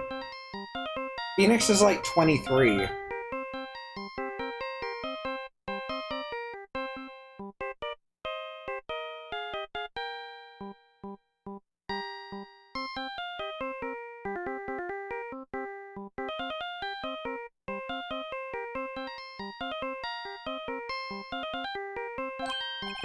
Hey, that song, I know that.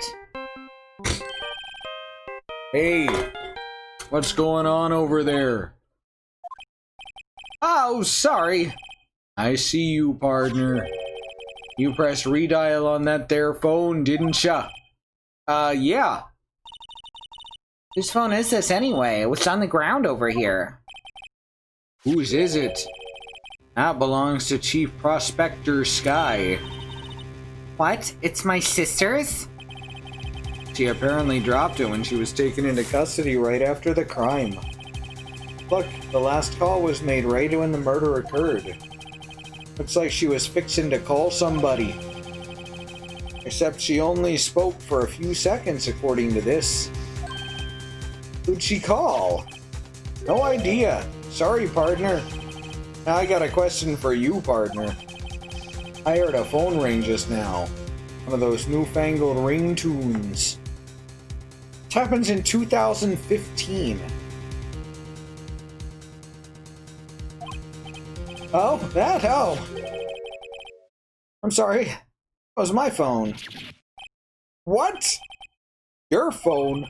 Yeah, it's kind of strange, but someone called me right as we picked up the other phone. Wrong number. I hope you ain't lying. They shoot you for that in Texas, partner. Ah, they shoot you for everything in Texas, huh? Uh-oh, I've incited the wrath of the Lone Star Patrolman.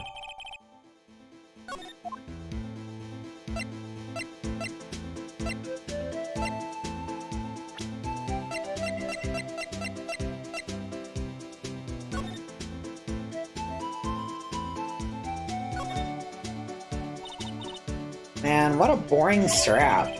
What's wrong with it? Everyone has a different taste, you know. Here, check out mine. It's a pink princess strap. These are hard to come by, you know. See, the series is as popular as ever with the kids.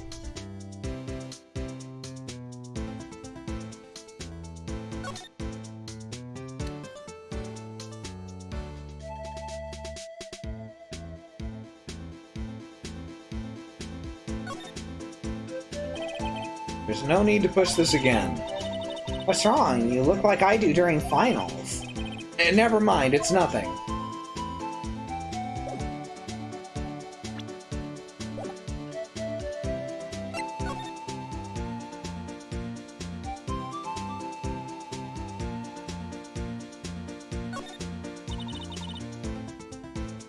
This rope, is that... Yep, they laid it in the outline of the victim's body. So, wait, the victim must have died when the killer closed the trunk on him. You have got to be the only person I know that would come to that conclusion.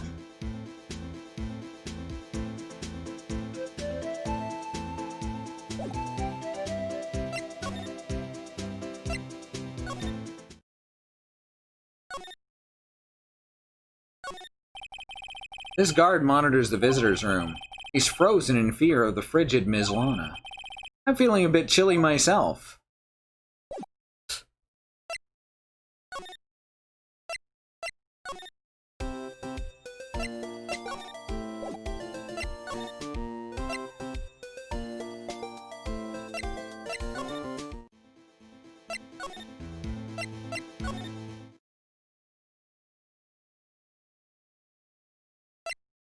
Alright, Edgeworth's not here.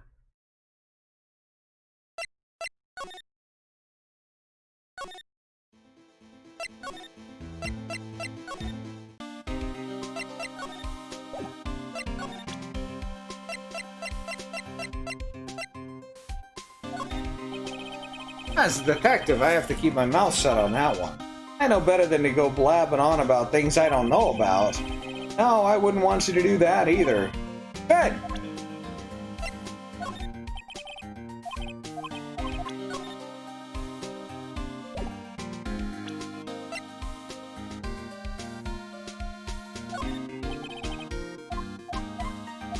Alright, none of that's helpful.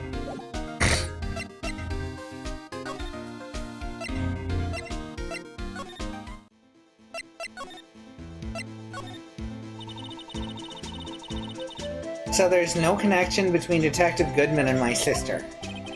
That's correct, but there's a gold mine evidence against her. And the prospector tomorrow is none other than Edgeworth himself. I'm afraid your sister's fate is decided, Bambina. Many condolences. Officer Marshall, Yes, Bambina. how can you say that? You and my sister, you were... There's something between this cop and her sister that I don't know about. I apologize, Bambina. Something must have gotten to me. Maybe it's that dry wind that's a-blowing through the prospector's office. Dry wind or ill will, someone's up to something here, but who? Suspicions about Mr. Edgeworth have been flying around for near 2 years now. Forged evidence and arranging testimonies, you mean? He was unbeatable because he did whatever it took to win. Unbeatable, that is, till he met you. But rumors are just rumors, aren't they? These are prosecutors we're talking about. Evidence is everything to them. You follow the rumors about Edgeworth to their source, you find one person. But they're off limits. Untouchable, you might say. One person? Who? Hate to say this, but it's your sister, Bambina. Chief Prosecutor Lana Skye. What? My sister? Edgeworth couldn't rustle all them cattle by himself. Some people load their guns with bullets, some people load them with deals. What, you're saying Edgeworth was making deals to win trials? Where there's gunshots, there's bound to be bullets. That's what the old-timers say. There's a big old secret hidden around here somewhere, and everyone knows it. That why Detective Gumshoe was taken off the case? They target him because he was closest to Edgeworth? So, well, how are we doing, Mr. Wright? Guess we've got some clues. Got an autopsy report, a note from the victim, a cell phone? So you think we'll be okay? Well, the only thing still bugging me is that Lana's confessing to the crime. She says she did it. No problem. I can guarantee that she's not the criminal. Oh, by the way, Emma. Yes? I know that song your phone plays when it rings. What?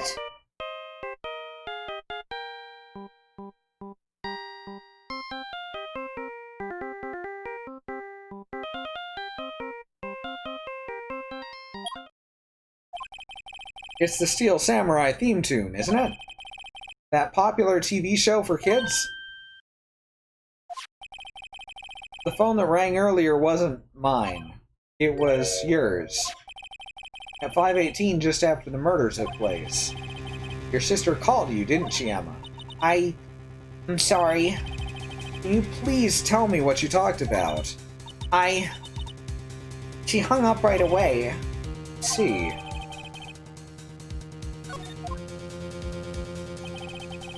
Detective is murdered. Suspect is the top prosecutor in the district. I've got a bad feeling about this. Like, maybe I still don't know everything that went on here.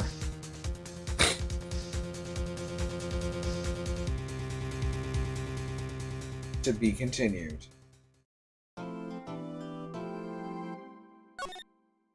Alright, I think we have time for the court scene. We might go a little over. This chapter is longer than the others. February 23, 9:34 a.m., District Court, Defendant Lobby, Number 2. How did the investigation go yesterday, Mr. Wright? Frankly, there's still a lot of gray areas. Or rather, the whole thing is one big gray area. Don't worry about me. No matter what the outcome, I'm ready to accept my fate. I believe in you, sis. Mr. Wright, let me offer you a word of advice. Yes? A defense attorney should never believe their client. The defendant is called to the trial because they're suspected of wrongdoing. Never forget that. Miss Skye, you remind me a lot of Mia. But there's one decisive difference between you and her. And that is, you're not a defense attorney. I believe it's almost time for the trial. Good luck, Mr. Wright. My first trial without a Fae helping me. No one's gonna bail me out this time. I'll be alone in there. So I have to discover the truth all by myself. Let's do it, Mr. Wright. I'll be with you the whole way. February 23rd, 10 a.m. District Court, courtroom number 9.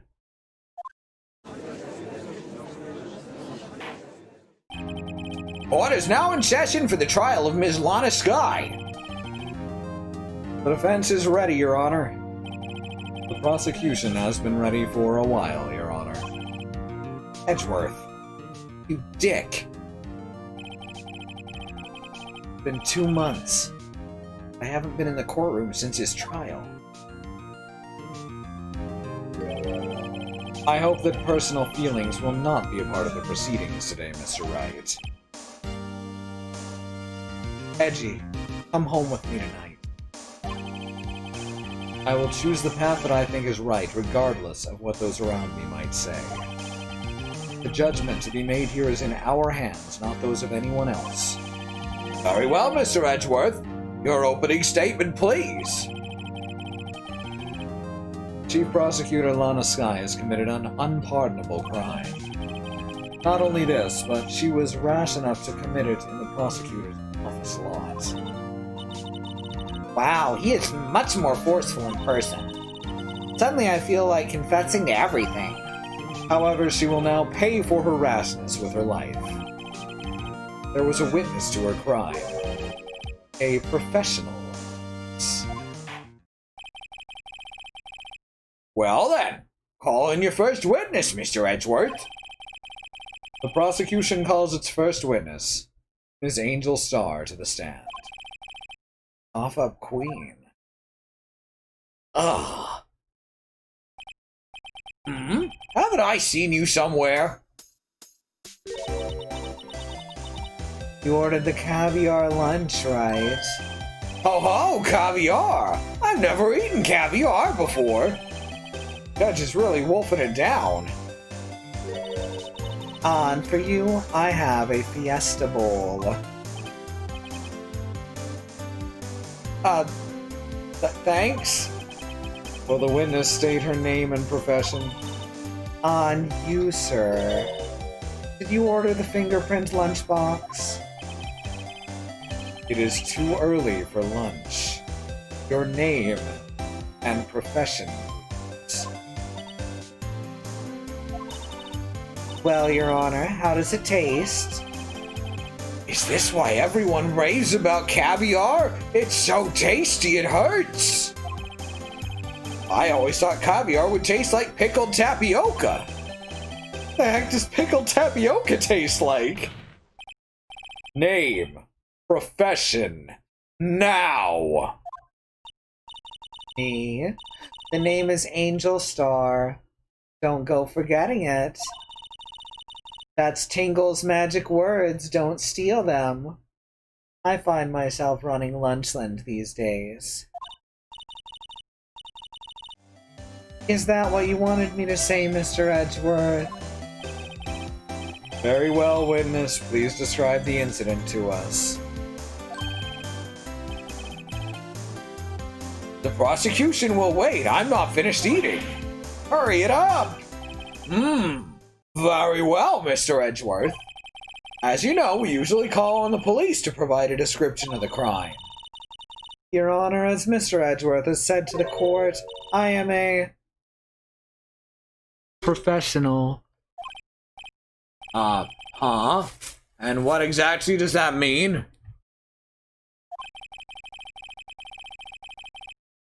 Until 2 years ago, Miss Angel Starr was a special investigator with the police. She was a first-rate homicide detective.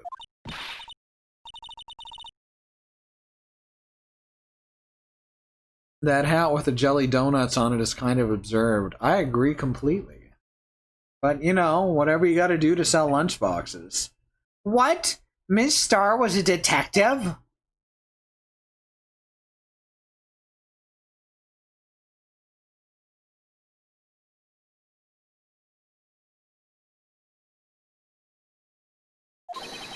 Ah! I know who you are! Cough up? Cough up Queen Angel Star, Your Honor. Long time no see. Very well. You may continue with the description, Miss Star. Just who is this lady? If I might have the court's attention over here. The parking lot at the prosecutor's office is divided into 2 blocks. A block for the prosecutor's office personnel. B block for visitors and clients. A chain divider separates the 2 blocks. I suppose that's to keep the visitors from taking up prosecutors' spaces. Oh wait, that was supposed to be the judge. Oh well. The crime took place by a car in the back of A block in the car's trunk.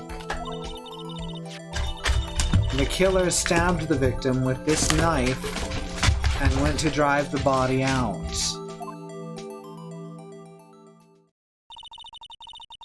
Unfortunately for her, there was a witness and an arrest was made on the spot. And who was this valiant witness? Why, it was me, Your Honor. Witness, did you see the very moment of the crime? Of course, Your Honor. Immediately after that, I apprehended the chief prosecutor. It seems rather cut and dry, doesn't it? Well, Mr. Wright? I can't agree on principle, Your Honor. It seems that some poor losers are unwilling to accept the truth, Your Honor. Shall I proceed to crush what little hope they have remaining? If you can, then give them your worst, Miss Star. Wait, are they talking about me? Witness's account. Somehow I always knew a day like this would come. I was on my way to deliver a lunchbox to my boyfriend when I sensed something. Perhaps it was my finely honed detective's intuition at work. Through the wire fence, I saw the chief prosecutor standing next to a garish car. The chief prosecutor was holding a knife in her right hand.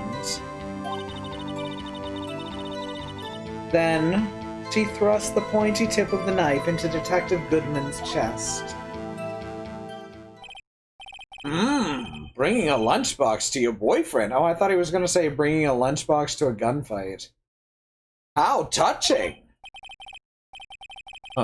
As you can see, there's no room for doubt. Stop saying that!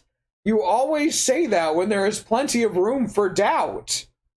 The key point of your testimony seems to be nothing other than the point of the knife, which you saw being stabbed into Detective Goodman. So how does it feel to be utterly crushed under the heel of my stiletto? Fetish talk. I'm still thinking about that. It's merely a flesh wound, Mr. Wright. Very well, Mr. Wright. You may cross-examine the witness.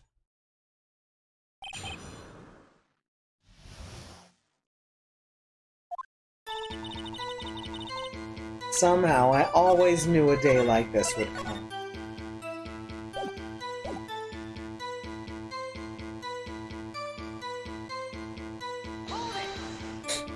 Forgot the button for a sec. How'd you know? I respect the prosecutor's basic abhorrence of crime. Yet their methods are ugly and twisted. Twisted methods will always lead to tragedy. The lunch lady's uninformed opinion is duly noted. Given that they're used to erasing inconvenient evidence at their whim. Killing off a detective that knew too much is merely an extension of that. Miss Starr, do you have something personal against prosecutors? I felt I'd found my dream job when I became an investigator. And if I hadn't been laid off by those prosecutors over there, I'd still be one. Laid off? She was fired. To me, prosecutors are nothing more than worms. That said, I'm a pro, as you know. My testimony is unbiased and flawless. Very well. You may continue, Miss Starr. I was on my way to deliver a lunchbox to my boyfriend. This boyfriend, he's the detective. Not that boyfriend, the security guard. That boyfriend? You have several? Yes, this boyfriend, that boyfriend, and the other boyfriend. Care to join? The yet another boyfriend position is still open for applicants. I'd stick with the lunches, thanks. Note to self, the judge had to think before replying. The security guard room is in the lot, in A block. It's up on the second level so that you can see everything from there. That would be the room with the security sign. Incidentally, did you bring your lunchboxes by car? Since I'm a visitor now, I parked in B block. So she was in B block when she witnessed a crime. When I sensed something, perhaps it was my finely honed detective intuition at work.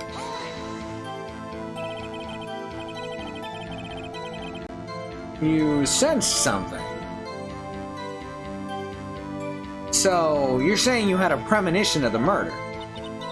It felt like, how would you say, oh, yeah.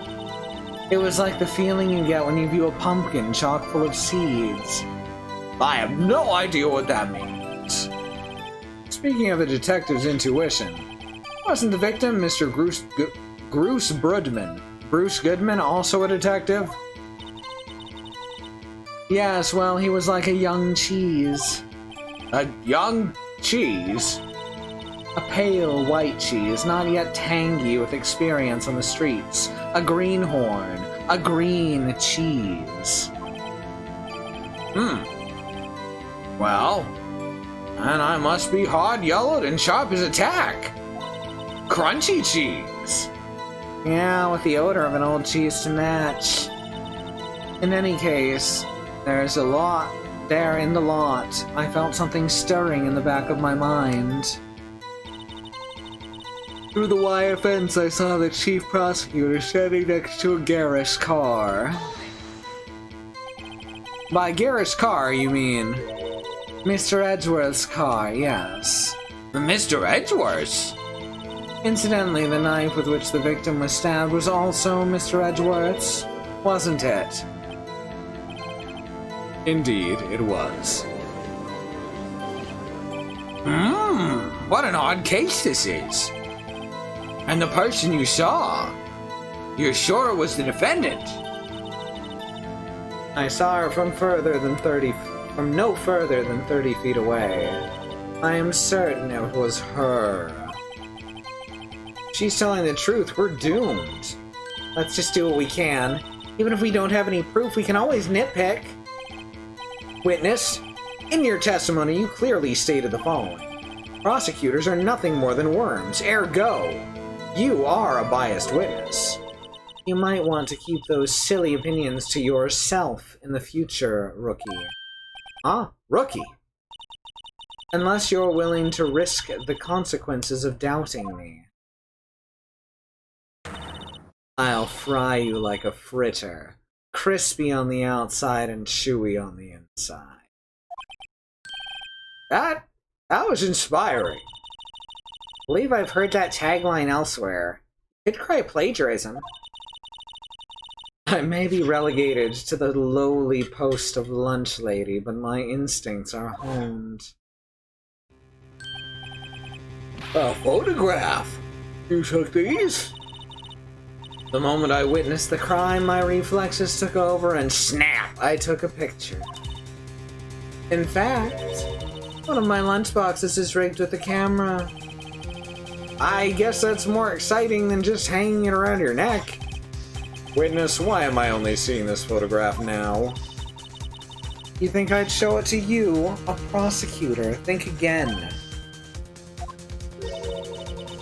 My boyfriend works in the photography division of criminal affairs. Well, that is most certainly the defendant.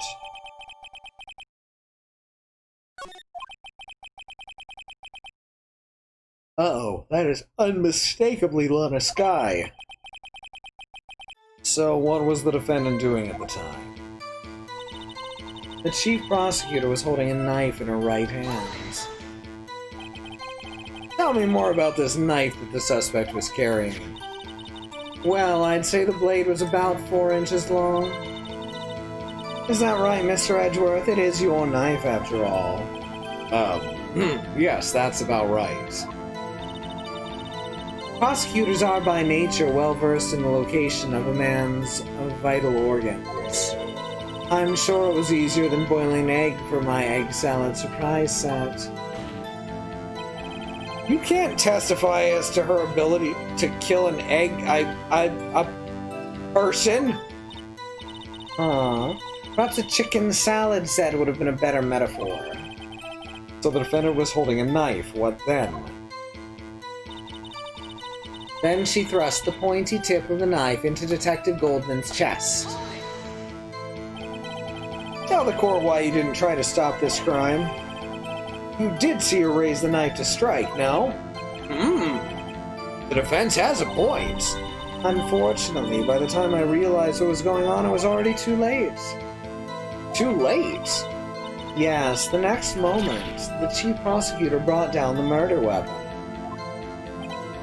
I see. It's only a flesh wound, Mr. Wright. We can make it. Yeah, you said that before. Anything else? Scientifically speaking, Miss Starr's testimony is flawless. Sounds pretty fatal to me. What do we do? Is this it? Is my sister guilty? Just keep our heads cool. Press the witness a bit, shall we? For some reason, having her panicking next to me makes me calm. Don't smile like that!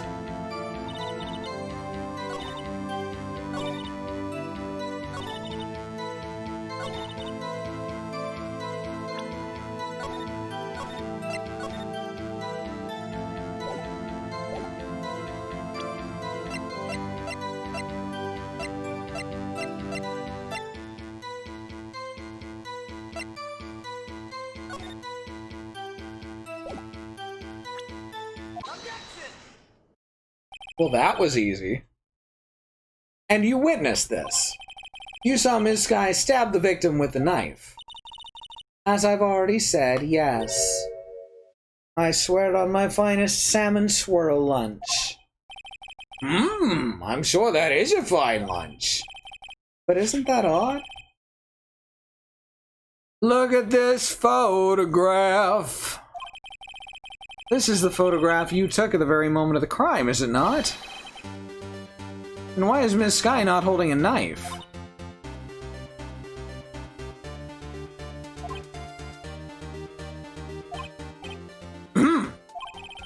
Mr. Edgeworth, your thoughts? Objection. That had to be the weakest objection ever, Edgeworth. Yes, it was still stronger than your ever feeble mind, Mr. Wright. What do you mean, Mr. Edgeworth? This photograph was not taken the moment before the stabbing. This was taken the moment after the stabbing. And how can you tell that? Blood splatter. Huh? See the dark crimson stains on the chief prosecutor's coat? But it's a black and white photograph. Ah, yes, it's hard to tell, but this could be blood. Well, Mr. Wright, I see no problem here. No problem except you. Mr. Wright, are you gonna just sit there and take that kind of abuse? Got a better idea?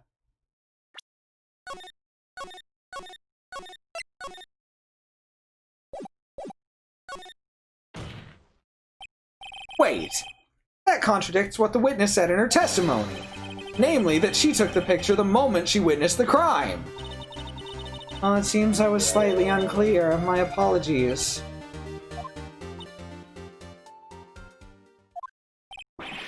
That's it? If you run out of lunch, you order seconds. Problem solved. If you don't like it, try ordering the jumbo-side lunch from the get-go. Good advice. Not sure I understood it, but good advice. I didn't have time to stop her. Prosecutor Sky was cold, calculating like a robot. She killed without pain or remorse. It was a premeditated murder. Premeditated? How do you know? Look at the chief prosecutor's hands in that photograph.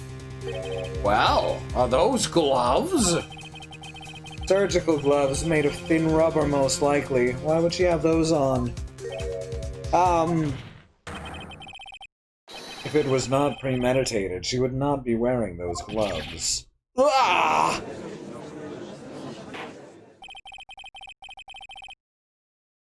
These gloves do seem to tell a tale of premeditation. Premeditated murder, a serious offense. Witness, add this to your testimony. The murder was planned. The rubber gloves prove it.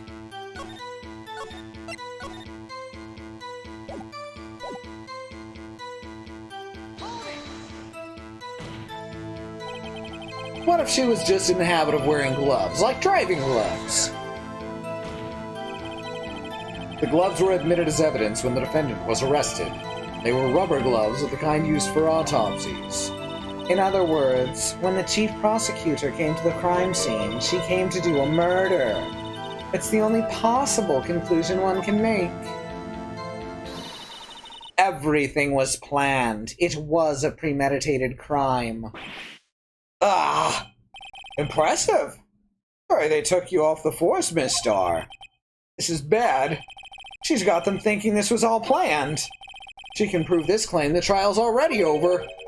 Gotta think of a way to show that this wasn't premeditated. It's only a flesh wound, Mr. Wright. We can make it. Said that before.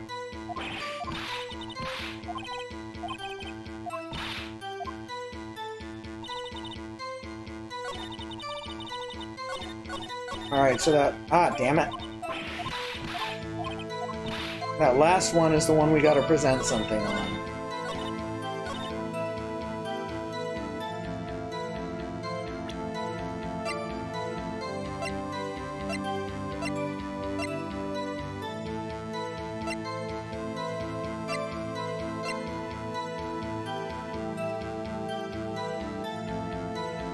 Well... It couldn't have been... The whole thing couldn't have been premeditated because Edgeworth had just gotten there. So that's a possibility.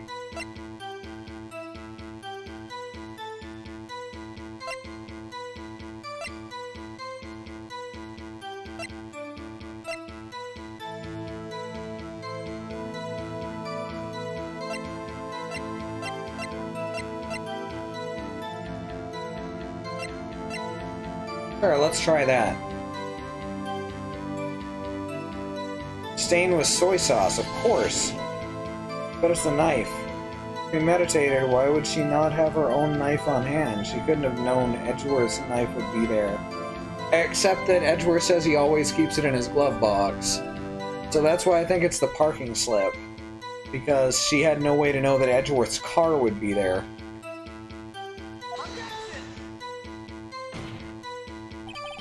Your Honor, this statement contradicts this evidence. Apparently it doesn't.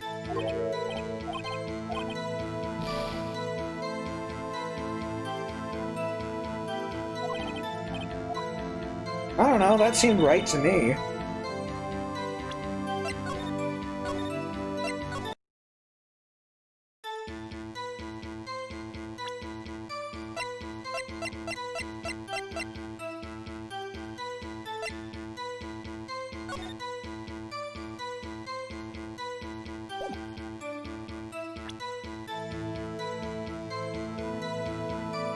Yeah, maybe 5-ish is when Edgeworth normally gets there. That makes sense.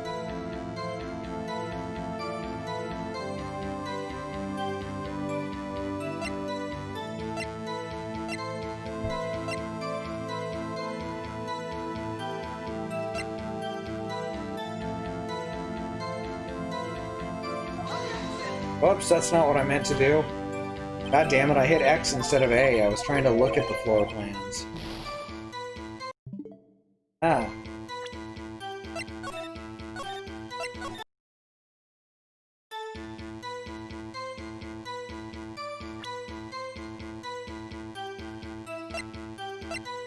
Is it the Blue Badger? I bet it's the Blue Badger.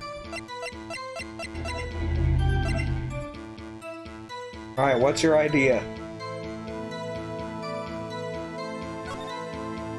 It's not the Blue Badger. I think it's the Blue Badger.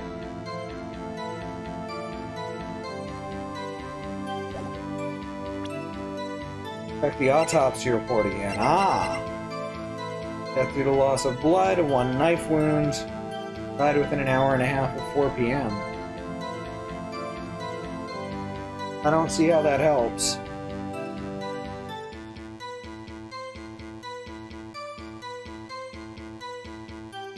Because that could be anywhere from 2:30 to 5:30.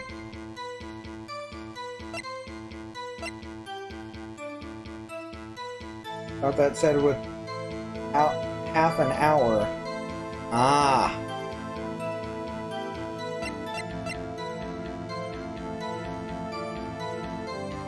Was found at the crime scene.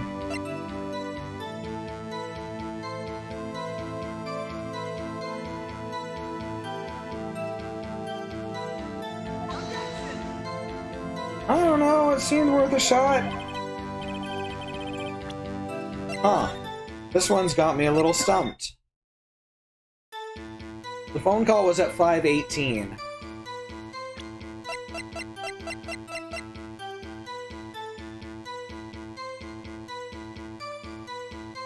I guess I can try presenting them. I guess we'll try each thing, because I'm not seeing what I'm supposed to be seeing. Nope.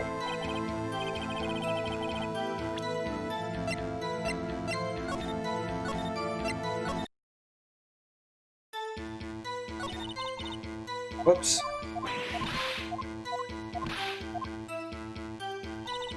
Somehow I was in a new daily business on my way to deliver a lunchbox. Send something. The wire fence, I saw the chief prosecutor standing next to a garish car. Murder was planned, the rubber gloves prove it.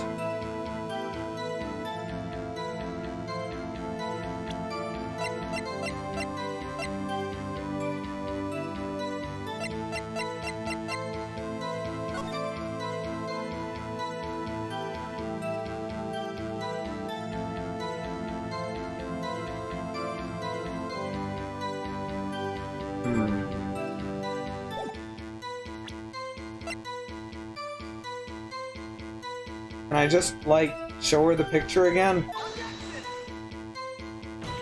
Nope.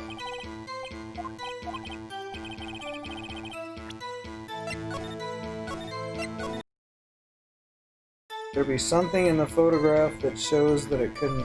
Yeah, that's what I was hoping, but no. The ID card? Haven't tried the ID card. Haven't tried the note.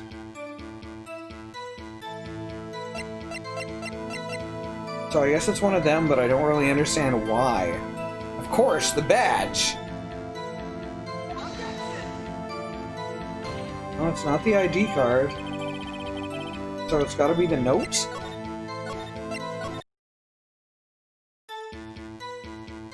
But that doesn't make any sense.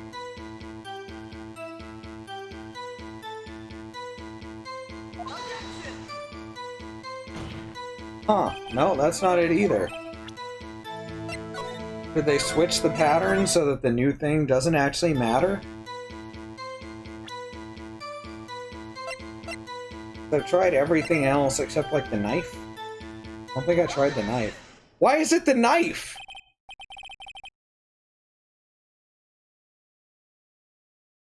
Why is it the knife? I am completely bewildered as to why it's the knife.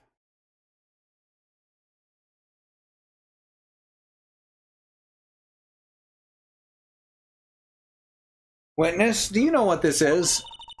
Are you trying to test me? I sell lunchboxes for a living, you know. That's a knife. The knife. The knife that was in Mr. Edgeworth's trunk.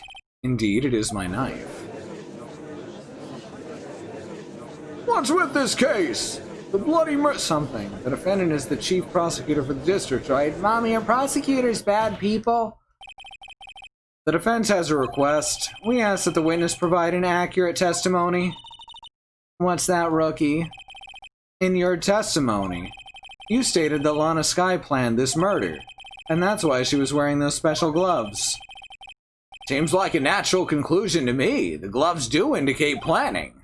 However, why would she not also prepare the most important thing, the murder weapon? Right, because the murder weapon should have been in his glove box, not in his trunk. That's vague. I see what they were going for.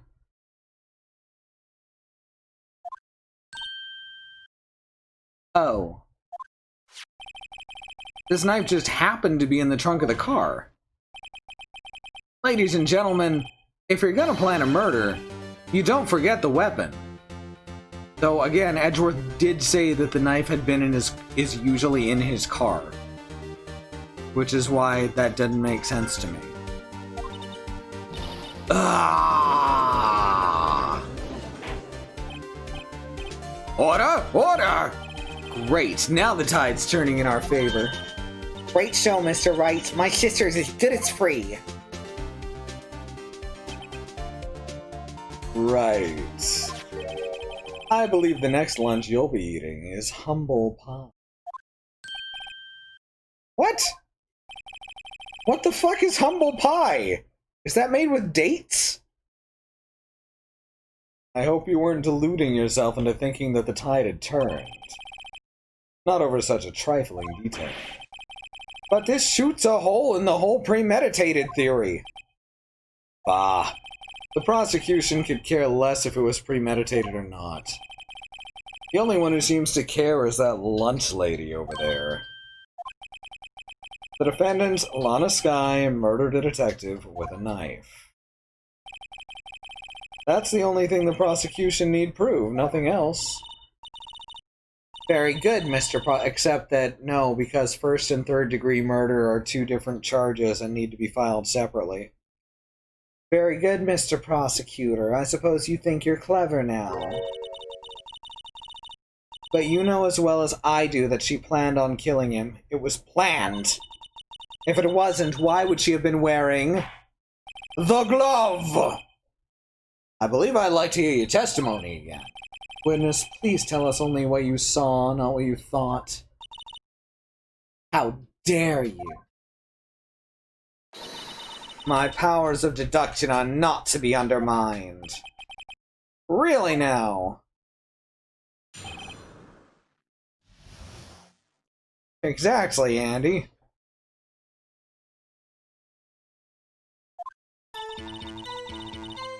Lana Skye intended to murder Detective Goodman. Frisbee, that's enough. Frisbee, please. That's why she called the victim all the way to the prosecutor's office. I'm sure the chief prosecutor had a grudge against the victim. That's what you thought again. Nothing else could drive that human machine to plunge the knife in again and again. Okay, she just fucked up again. The victim was summoned from the police department to the prosecutor's office. Prosecutor's the proletariat. It does sound a lot like premeditation, doesn't it? So if I ordered a pizza, does that mean I'm planning to kill the delivery boy? In any case, the defense may now cross-examine the witness. I don't even need to press here.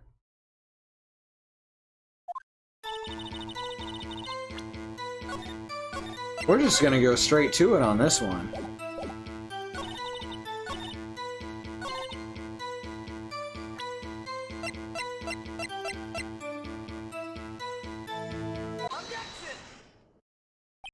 I should, it might be funny. I don't know, I think it's pretty funny to just say, fuck off. You say she stabbed him again and again, but you couldn't have witnessed that. Are you testing me? Then I'll test you. With my moss surprise. I'm afraid the moss is growing under our feet as we wait, Ms. Starr.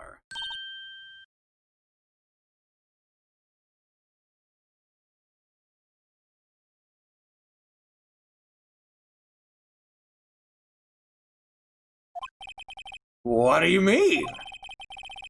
I shouldn't have to explain this, but take a look. The autopsy report states that death was due to loss of blood from one stab wound. Aha! You're right! Good show, Mr. Edgeworth. What a hunk. He's my hero, really. What about my objection? No one noticed my objection? Well, witness? You got the crime scene set, right? Oh, thanks. I always believed that no one could ever mistake ketchup for blood. But now I realize that such mistakes are possible. So, you're saying you mistook something for blood? When she lifted her knife, I thought I saw blood at her breast. Splattered blood from her victim. It is a good thing Miles has zero patience for nonsense. That's why I thought she must have stabbed him at least twice. Then tell us what you saw that you thought was blood. Testify. The judge is getting too old for this shit.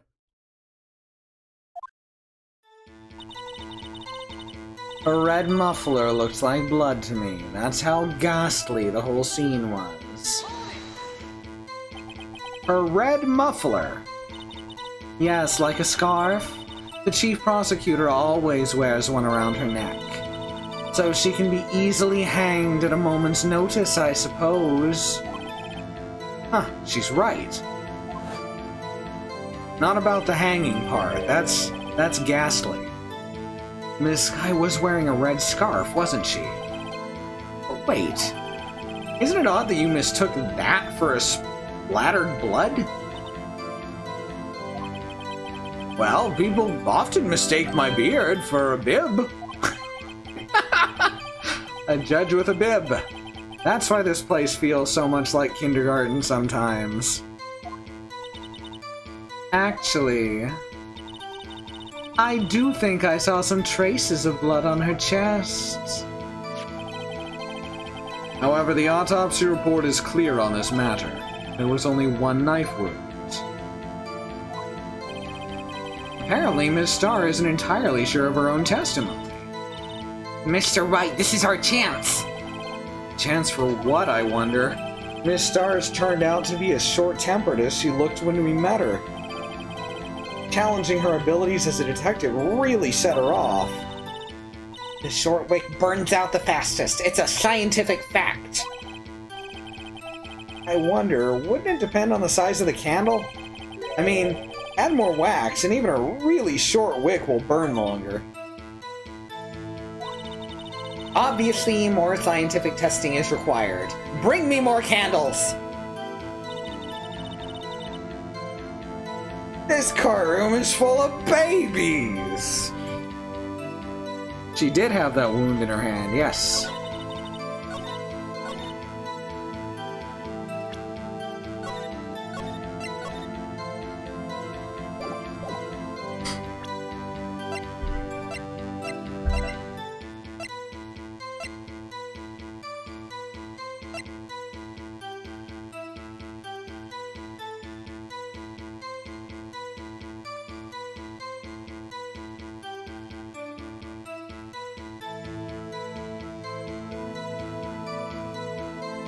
Sorry about that.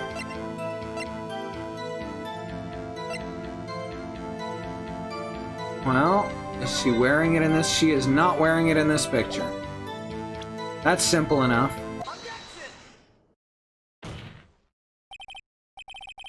Miss Starr, I demand an The witness is clearly not suited for detective work. What? The suspect was not wearing a scarf or muffler of any kind when she stabbed the victim.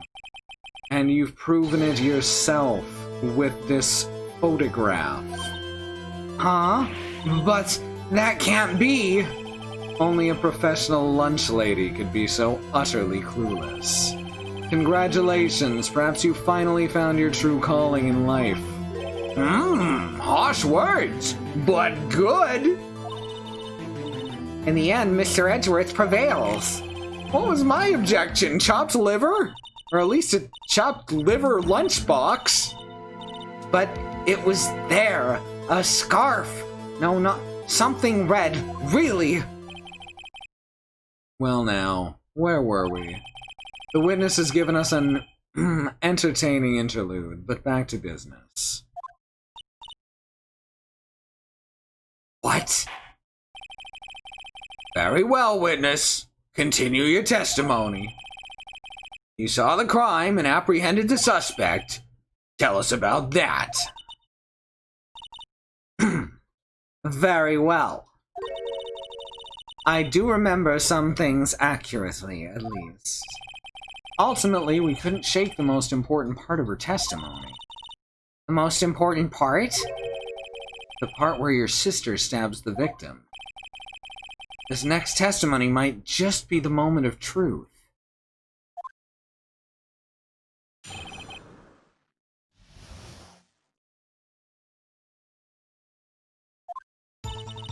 After the murder. Ooh. Y'all hear that beat? Ah, it's picking up now. After the murder, the suspect attempted to run behind a partition off to her side. I quickly caught her, explained her rights to her, and arrested her on the spot. What, through the chain link fence? Ah, yes, when I arrested her, she mentioned the muffler. That's what had me confused in my earlier testimony. So you thought you saw blood because she mentioned she wore a scarf sometimes? The chief prosecutor made to escape, but against Miss Angel Star, resistance is futile. We are the Star. You will be assimilated. You're quite determined about this scarf, aren't you? I strike like a snake and bite like a cobra. That's me, Angel Star, professional cobra. That wasn't a very good metaphor. First of all, a cobra is a kind of snake. Don't bother me with details unless you want to get bitten. No thanks. Note to self, Mr. Wright is weak against poisonous snake bites. The chief prosecutor tried to resist, but her efforts were in vain. She knocked my hands aside, kicked over an oil drum. An oil drum? Hard to imagine. Oh, she's beautiful but deadly. A predator, this one. A leopard woman. Rawr. Very well, Mr. Wright. Your cross-examination, if you will.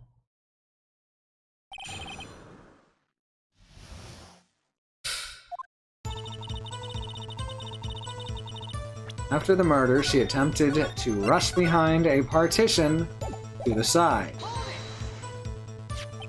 So, where is this partition on the floor plans? I'm sure she means the wall next to the car. Ah, that's right.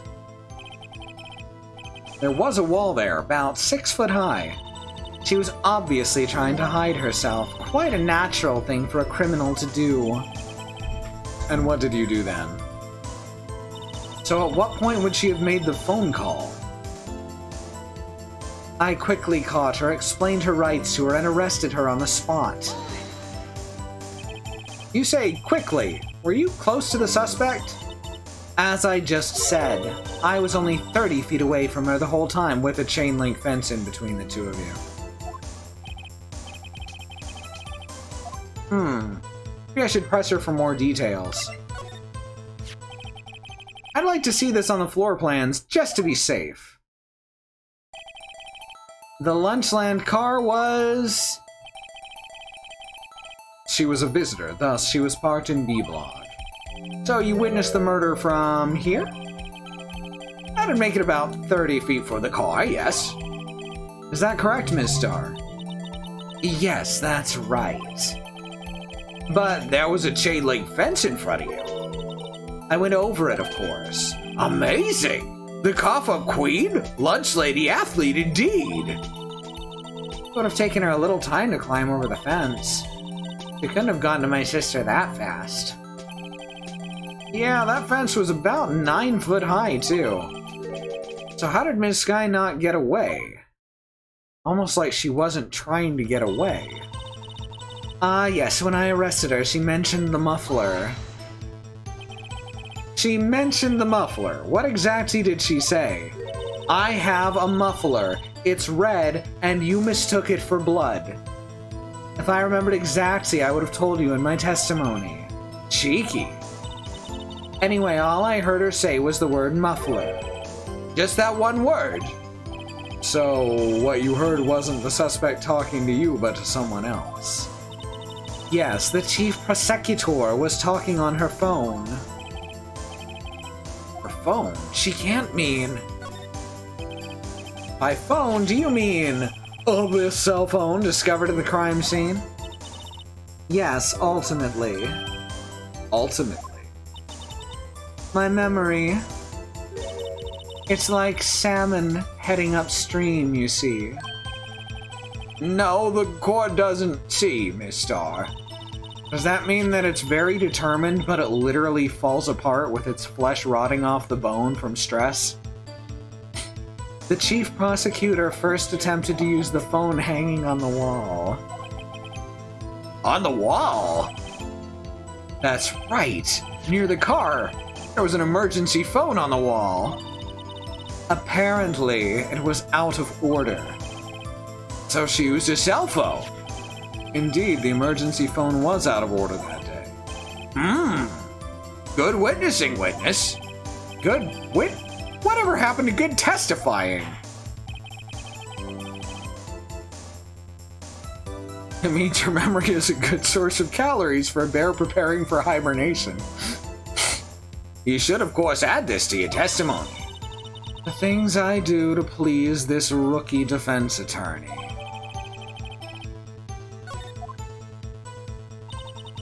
I saw it all, how she tried the phone on the wall, but had to use her cell instead. You think you could restate your testimony for the court? Aha! I was gonna ask the same thing. I'll only say this one time, so listen close, rookies.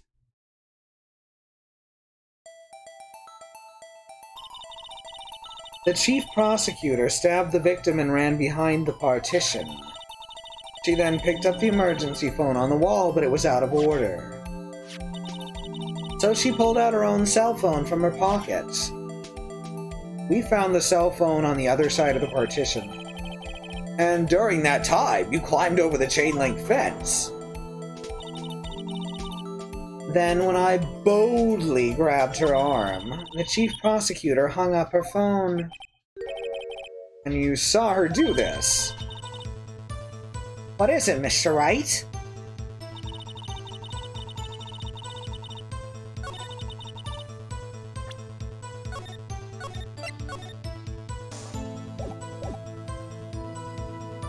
Alright, so we just present the phone, right? Because we know it was on the other side of the partition.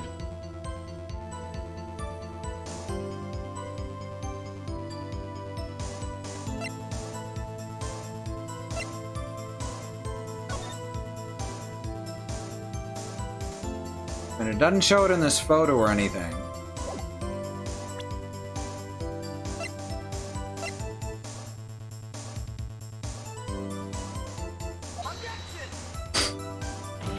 No, apparently not. It does, though. Did I save right before that? I don't remember.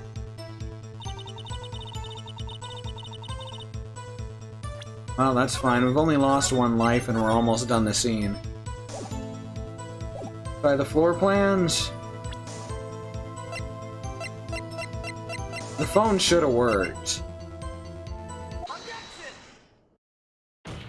They should have both linked to the same thing. Ms. Starr, I have to conclude that you have a personal grudge against Ms. Lana Sky. The witness is a former detective. Her testimony is unmarred by personal bias. Can you imagine if that were true? What a world that would be.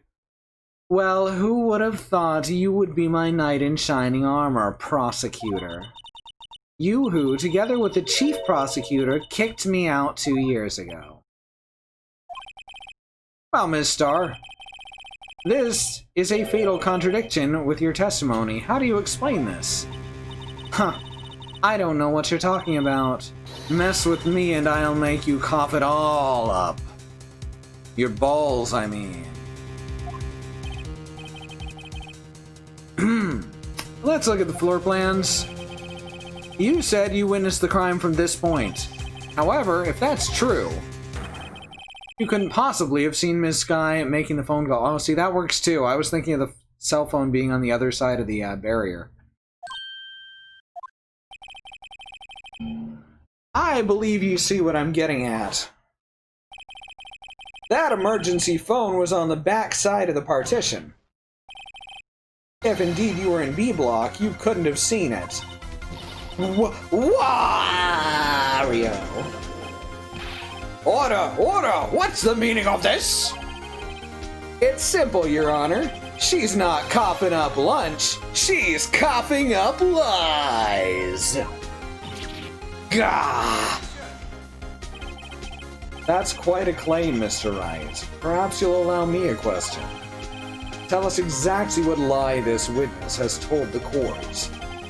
Here's where the counterattack begins. I can't afford to get this wrong. The witness lied about...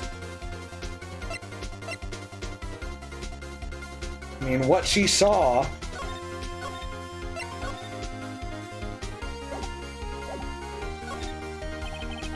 She lied about what she saw. In other words, she didn't see Ms. Sky using the emergency phone.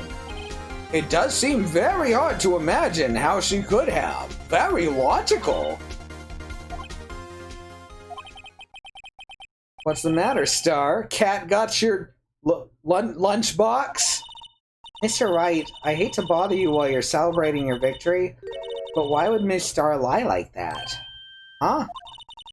Why would she say that my sister had tried to use the phone but failed? That doesn't make any sense. Why lie about something so insignificant? I mean, it is a lie. Dang, she's right! I mean, maybe she really did see her try to use the emergency phone. So that means... we're looking at order of events.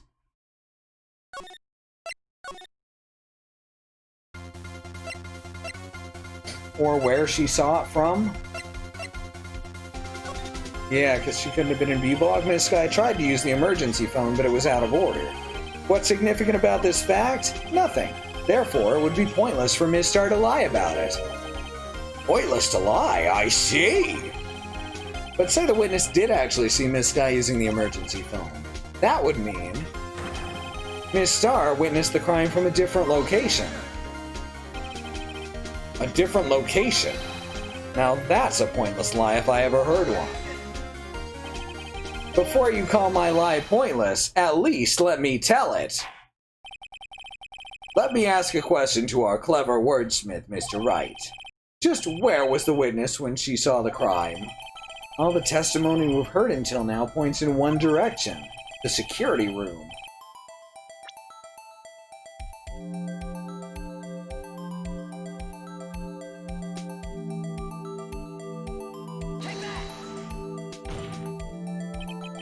This is the only place where she could have been. The security guard room? Indeed, the security room in the underground parking lot is well positioned. It's built on the second floor so you can see the entire lot. She would have been able to see the emergency phone from there. But why there? There's many other places she could have seen the phone. Not in this case, Your Honor. The witness, not being part of the prosecutor's office, couldn't park in A block. The only place she could have seen the crime, and the back of the partition, is here. I remember your testimony. You said you brought lunch to your boyfriend in the security guard room, yes? Well, Ms. Starr? How many years have I been getting the better of men? To think that the tables could be turned. Today a man has got the better of Angel Star. Order! Order! Witness! What have you done? You used to be a detective! You should know better! I'm not turning back. The guilty will be punished, and I'll do what I must to make sure justice prevails. The guilty? Is she talking about Ms. Sky? Mr. Wright, doesn't this strike you as odd? Why did Miss Star lie? It doesn't make sense. Huh? She could have just said she saw the crime from the security guard station. It wouldn't change anything. Exactly. This photograph tells all. Except, how did she get that photograph? It was the defendant who stabbed the victim. That truth still stands. It still stands? I disagree, Mr. Edgeworth. What? If a witness is found to be lying, they're guilty of perjury. She knows this. She wouldn't risk that without a good reason. So, tell us what a reason was, Mr. Wright. Huh? Me? Well, who else? Mr. Wright, let's review what we know. Miss Star witnessed the crime from the security guard station. But she lied and said she saw it from B Block. It must be a vital difference, but what? What would change? The angle of view of the crime. Because if she saw it from B Block, then she would have been able to take that photograph. But she couldn't, because she was in the security station. Yeah, this is the first time anyone's brought up perjury. Why, the angle at which she saw the crime occur would change. The angle? What do you mean? Oh, well, the security guard station is on the second floor, and she would have a sort of more 3D view of the crime. And this is important. Why? Seriously, Phoenix? Seriously, Phoenix. That was a slam dunk answer I just gave you. Who took the photo?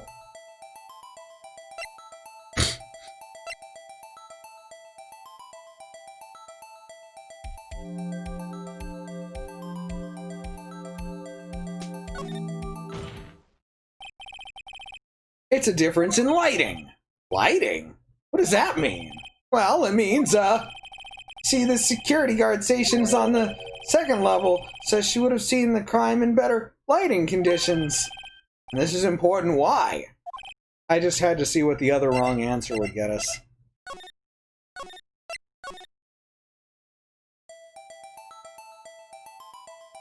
Distance to the crime doesn't make sense either. It changed the distance between her and the scene of the crime. My condolences, Mr. Wright, but one look at the floor plans and it's quite clear. The distance between the scene of the crime and the guard station is 30 feet. I don't see how that would change what she could see. What she saw is not in question here. What matters is the time it would take her to reach the scene of the crime. Miss Starr, you witnessed the crime from the security guard station. Now, how long did it take you to go from there to the scene of the crime where you arrested Ms. Sky? Well, witness? You... Yes? You ordered the squid wheels, right? The quality of my lunches has gone from low to inedible. I was bringing a PB&J lunch with fresh boysenberry jam to my boyfriend. Mmm, boysenberry for the boyfriend. Boyfriendberry. He wasn't in the station, so I waited. I witnessed the crime from the glass-walled station. Then, Nicholas, what would you do without your quirky child sidekicks, right? He's not very good at this. And before I knew what I was doing, I found myself running toward the scene. But The door was locked. I couldn't open it.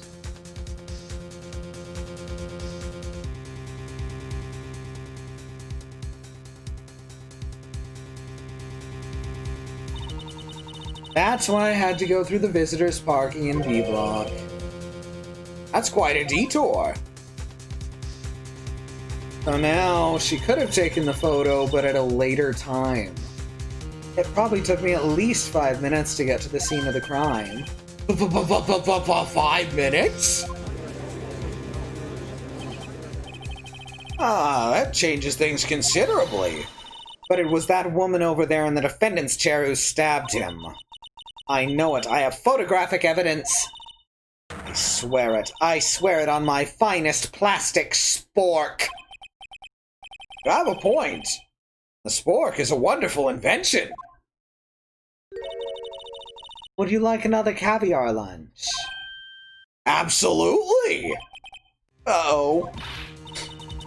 Mr. Wright, you have to do something. Do I have any evidence to stop this?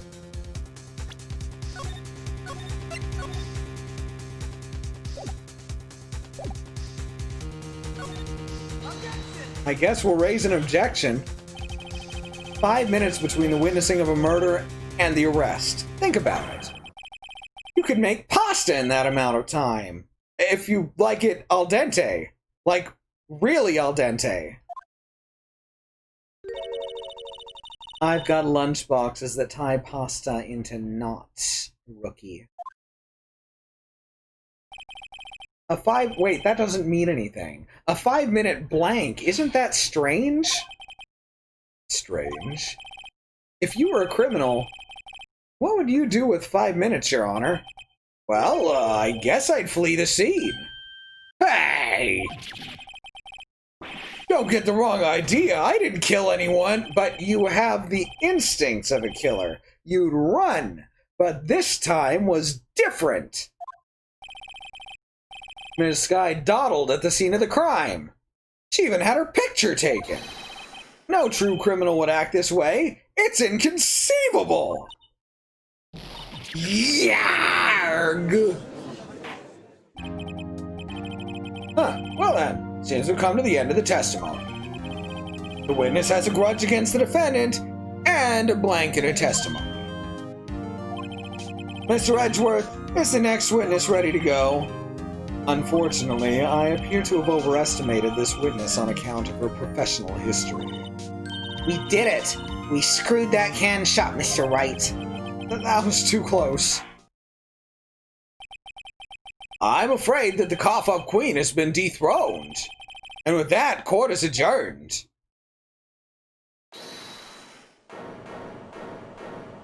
There was no voice clip for Hold It there. Mr. Edgeworth, you ordered the squid wheels, right? Ah, that's the one she tried to foist off on me. I prefer to not take the defense team's leftovers. Anything else to say? I might be able to save you. I have decisive evidence. What was that? Is this another one of her trick lunchboxes? My apologies, but we have no further questions to ask of you, Miss Starr. Is this your jumbo lunchbox? Woohoo! A triple-decker! Out of deference to the witness's determination, I'll allow one more testimony. Let's hear about this decisive evidence. Like the Lunchland motto says, you won't be disappointed. What's she gonna pull out of her lunchbox this time? Decisive evidence! I should have mentioned these 5 minutes when I wasn't looking at the crime scene. And now, to the matter of the victim's shoe. Did I not bring this up? 2 types of blood were found on the shoe. One was, of course, the victim's, and the other blood type matched that of the defendant, Ms. Lana Skye. This shoe proves it. It's flawless, decisive evidence. If the shoe doesn't fit, you must acquit. What? There was blood found on that shoe? Try Lunchland for all your lunch and decisive evidence needs. Witness, what's the meaning of this? Why is this the first time I've heard of this evidence? Why does this keep happening? Simple, as I've already said. I don't trust you with evidence, Mr. Edgeworth. That's why I took the liberty of investigating this myself. And you had blood tests performed. Didn't I mention? I have 3 boyfriends in forensics. In any case, Your Honor, I can't accept this as evidence. What? You must know the 2 rules of evidence law that never applied before right now. Rule number 1, no evidence shall be shown without the approval of the police department. In other words, this shoe is illegal evidence, at least for the time being. Is that right, Mr. Wright? It seems so. Edgeworth sure is celebrating. Not so fast, Mr. Edgeworth. Don't forget, I used to be a detective. As I mentioned previously, this shoe has already been tested by a number of forensics departments. As you can see, it was approved by the police department as of today. Even the general public can produce official evidence, Mr. Edgeworth. Ah, Is that right, Mr. Wright? seems so. Edgeworth is looking pretty sullen. You could at least study some evidence law, really. The prosecution's complaints notwithstanding, it appears this evidence satisfies the first rule of evidence law. However, it seems you have yet another count against you, witness.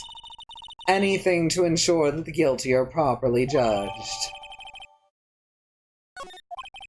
Very well, Mr. Wright, you may cross-examine the witness. I'm starting to think that they just make up the law as they go along.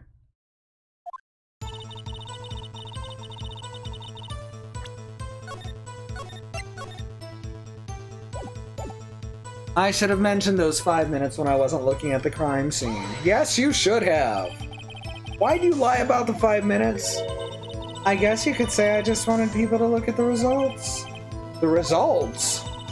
How many times do I have to say this? I saw the chief prosecutor stab the victim before my very own eyes. Compared to that, a 5-minute blank seems nothing. Then why didn't you just tell the truth? Don't make me laugh. We're dealing with the most untrustworthy of the vile lot known as prosecutors. Falsified evidence, arranged testimonies, erasing and manipulating evidence. When you fight monsters, you need to use every trick in the book. This when the suspect is admitting she did it. But false testimony is the most despicable crime of all, Miss Starr, including murder. Let's just get this over with. And now to the matter of the victim's shoe. Did I not bring this up? And you found this shoe at the scene of the crime? I detained the chief prosecutor and notified the police department. I wanted to make myself useful while I was waiting for the police to arrive. So like an ill-trained pooch, you snuck off with a shoe. I was afraid someone would erase the chief prosecutor's crime. The shoe was my secret weapon, if that should happen. She's got a point, is the thing. Police officials do erase each other's crimes. See the fashionable basket I have here? It carries more than lunch boxes, gentlemen. I'm happy for you and your lunchbox bag, really. In any case, you removed valuable evidence from the scene of the crime. Now tell us what you did next. 2 types of blood were found on the shoe. One was, of course, the victim's. Terrible news, the worst person you know just made a great point. So you brought it to the forensics department. If you're going to submit something as evidence in court, you need it approved. To do that, evidence must be analyzed by a forensics expert. She got away with her little coup because she used to be a detective. The shoe does appear to have bloodstains on it. Well, the man was stabbed after all. And that blood belonged to the victim, Detective Goodman. As I said, there were 2 types of blood found on the shoe. The other blood type matched that of the defendant, Ms. Lana Sky.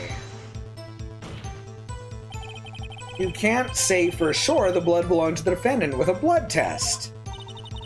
You claim to know something about blood tests, rookie. Huh.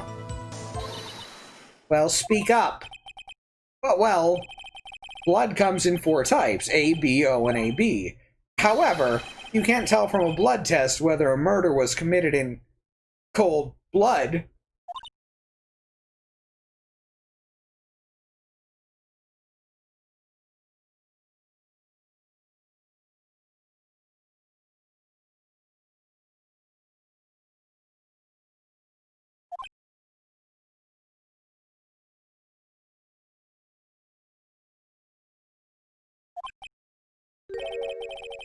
That's just a figure of speech, Mr. Wright. Actually, we can differentiate between millions of types with all the blood tests out there, which means we can more or less narrow down any sample of blood down to just one person. Or so I hear.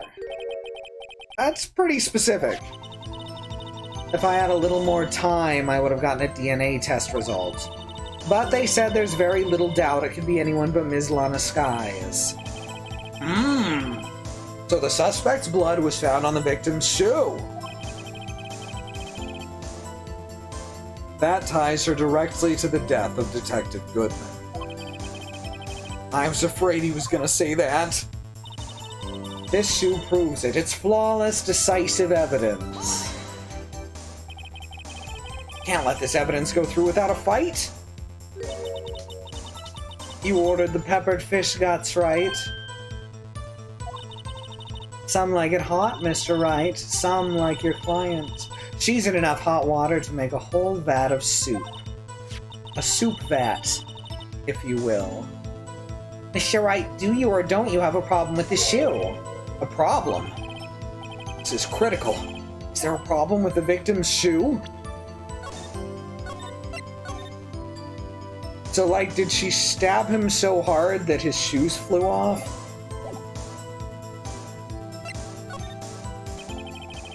If I'm not imagining things, I'd say there is one critical problem with this evidence. A clear contradiction. That gleam in your eyes, you're still young, rookie. I'd give you a peppered fish gut now. But you couldn't take the heat, could you? Let's hear what Mr. Wright has to say. What is contradictory about the victim's shoe? Show us the problem with this evidence.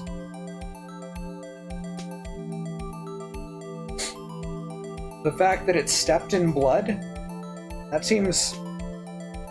That's something, right? That's significant.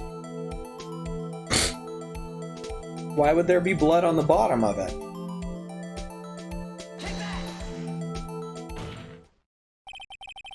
I wonder if you noticed, there's blood on the bottom of the shoe. Don't mess with me, rookie, or it'll be the blood on the bottom of your blood on the bottom of my shoe.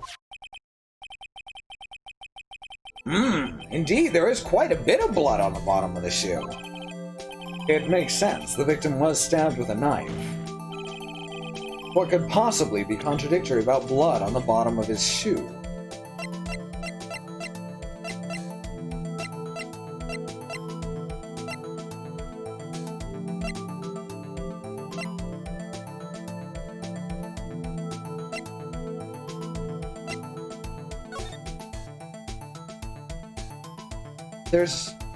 There's not blood on the floor. Y'all see that? There ain't no blood on the floor.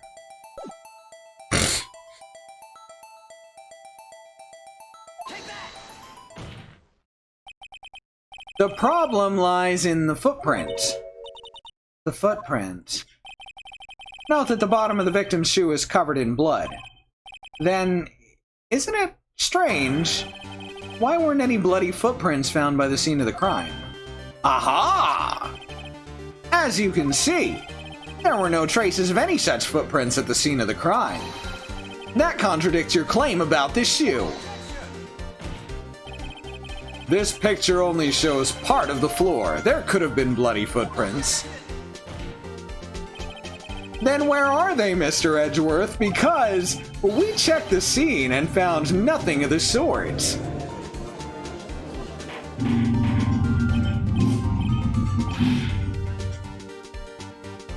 Oh, good. Street racing again? They've been doing it up and down our street past few days. Order! Order! Well, witness? What? Huh? Great going, Mr. Wright, but it's true that the lack of a footprint is a contradiction. But then we have to ask why there wasn't a footprint. Oh, that's true. There has to be a reason why there wasn't a footprint. Think, Mr. Wright, think. Hey, I don't know why it's not there. I'm just good at finding contradictions. What? Huh. Edgeworth didn't get a voice clip. That was strange. I know he has a hold it clip. I see. Now I get it. Yeah, what? Our witness is more devious than I gave her credit for. We were hoodwinked to the very end. But she slipped. There's one vital hint to the truth in her testimony. What are you talking about? Think back to when she told us about apprehending the suspect. The chief prosecutor tried to resist, but her efforts were in vain. She knocked my hands aside, kicked over an oil drum. Oh, she's beautiful but deadly. A predator, this one. A leopard woman. Rawr! I thought that was a strange thing for the normally cool-headed chief to do. No kidding! Now, witness, allow me to ask a very simple question. This oil drum, was it empty? Oh, that.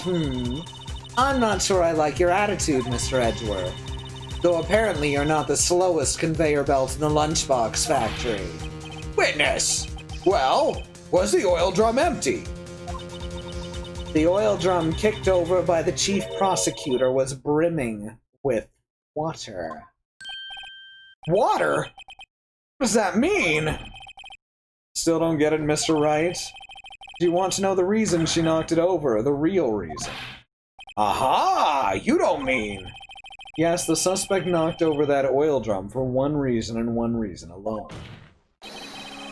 To erase the bloodstains that would become evidence against her. Ah! Ah! That ties things up quite nicely.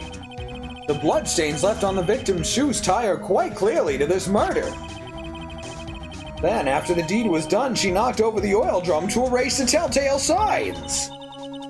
Why, that's a prosecutor's specialty, erasing evidence. That reminds me, Miss Skye's right hand was hurt. Didn't she say she'd cut herself when she stabbed him? So that's when my sister's blood got on the shoe. Well, I see no reason to prolong this trial.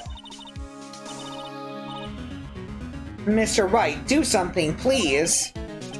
What? What can I do? Your sister's confessed to the crime and she tried to conceal it. But... Enough. There's no need for further debate.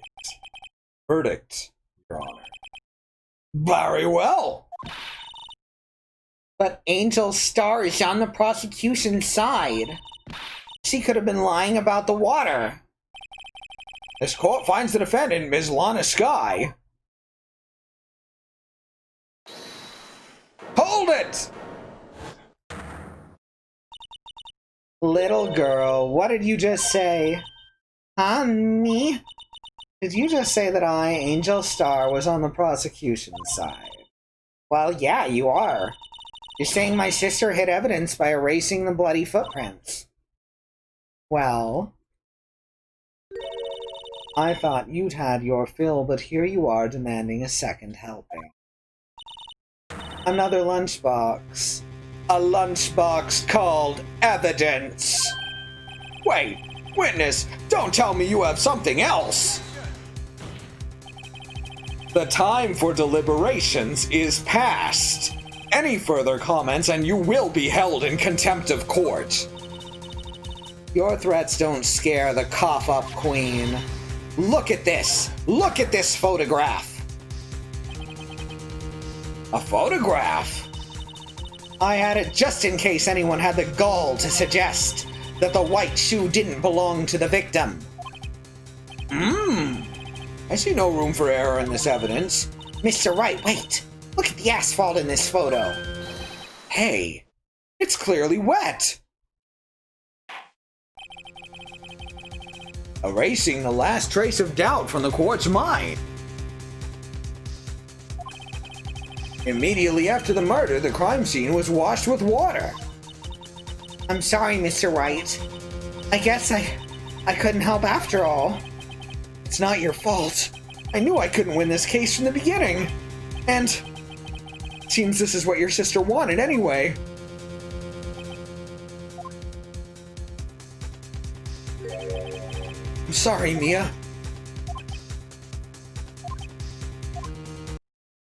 Right? Wet or not. Don't be so quick to throw in the towel. Get yourself up off the asphalt, take another good look. Don't give up, not till the bitter end. This is the last piece of evidence. Very well. This time I'd like to declare a verdict for good.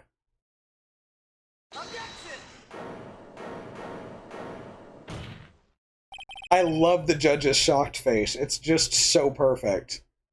Your Honor, wait! What is with you people? Can't I hand down my verdicts in peace anymore? Whatever it is, can it wait? No, it can't. Then it'll be too late. Look at this photograph. We just keep saying it. The last one submitted. This trial isn't over until we give each piece of evidence proper consideration. So, Wright, are you saying there's a problem with this latest piece of evidence? Yes. I'll think about it later. Yeah, there's a problem. Right or wrong, I've got to go ahead. I suppose we've come this far. We should give every claim a fair shake. Very well, Mr. Wright. Show the court the problem with this photograph.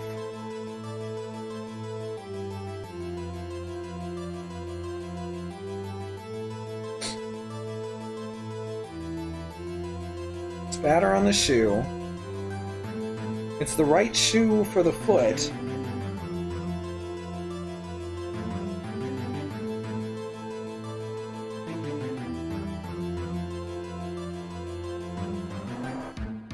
There is something in the exhaust, isn't there? Now that's odd.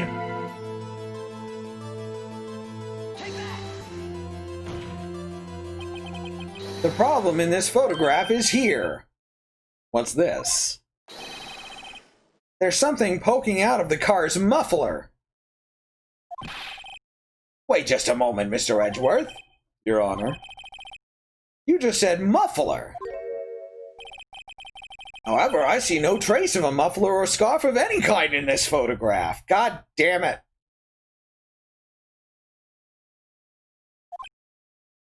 I fucking knew that would happen. I'm mad about it.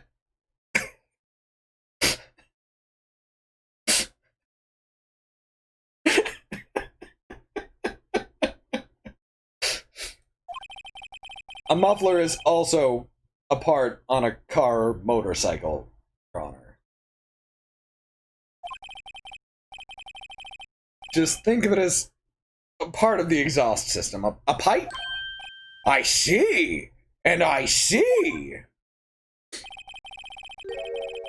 What's that suspicious-looking cloth sticking out of the car's muffler? Is it a muffler? Humph. So what if there's something sticking out of the muffler? What does that have to do with the case? Nothing. Absolutely nothing. Sorry, Ms. Starr, but it's not going to be that easy. In fact, you've already told us why this is important to the case. You said as much in your testimony. What? Let's hear what Mr. Wright has on his mind. Tell us why you think this piece of cloth in the muffler is related to this case.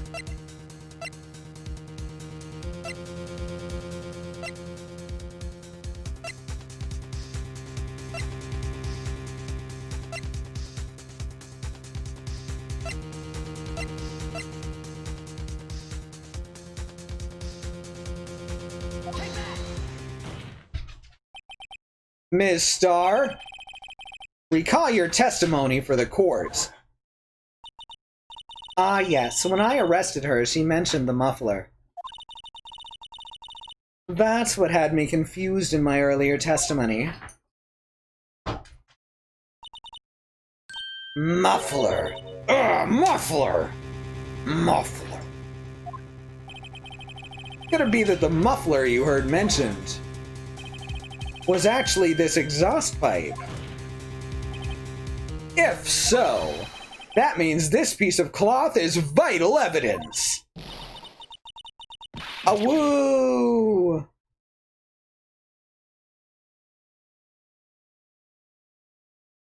Yo, dog, I heard you like mufflers, so we put a muffler in your muffler so you can muffle while you muffle. Well, it seems we'll have to suspend the proceedings. Suspend? I find myself wondering about that piece of cloth. If we leave any question unanswered here, we do a disservice to the law. You know, that's why we have to do everything in exactly 3 days. Have the car at the crime scene inspected at once and bring me that cloth. The verdict will wait until after we've seen all the evidence. Agreed? I suppose so. Ah, that was close. But we made it. For now. The court will adjourn for a 30-minute recess. It is lunchtime, after all. He's still hungry. To be continued.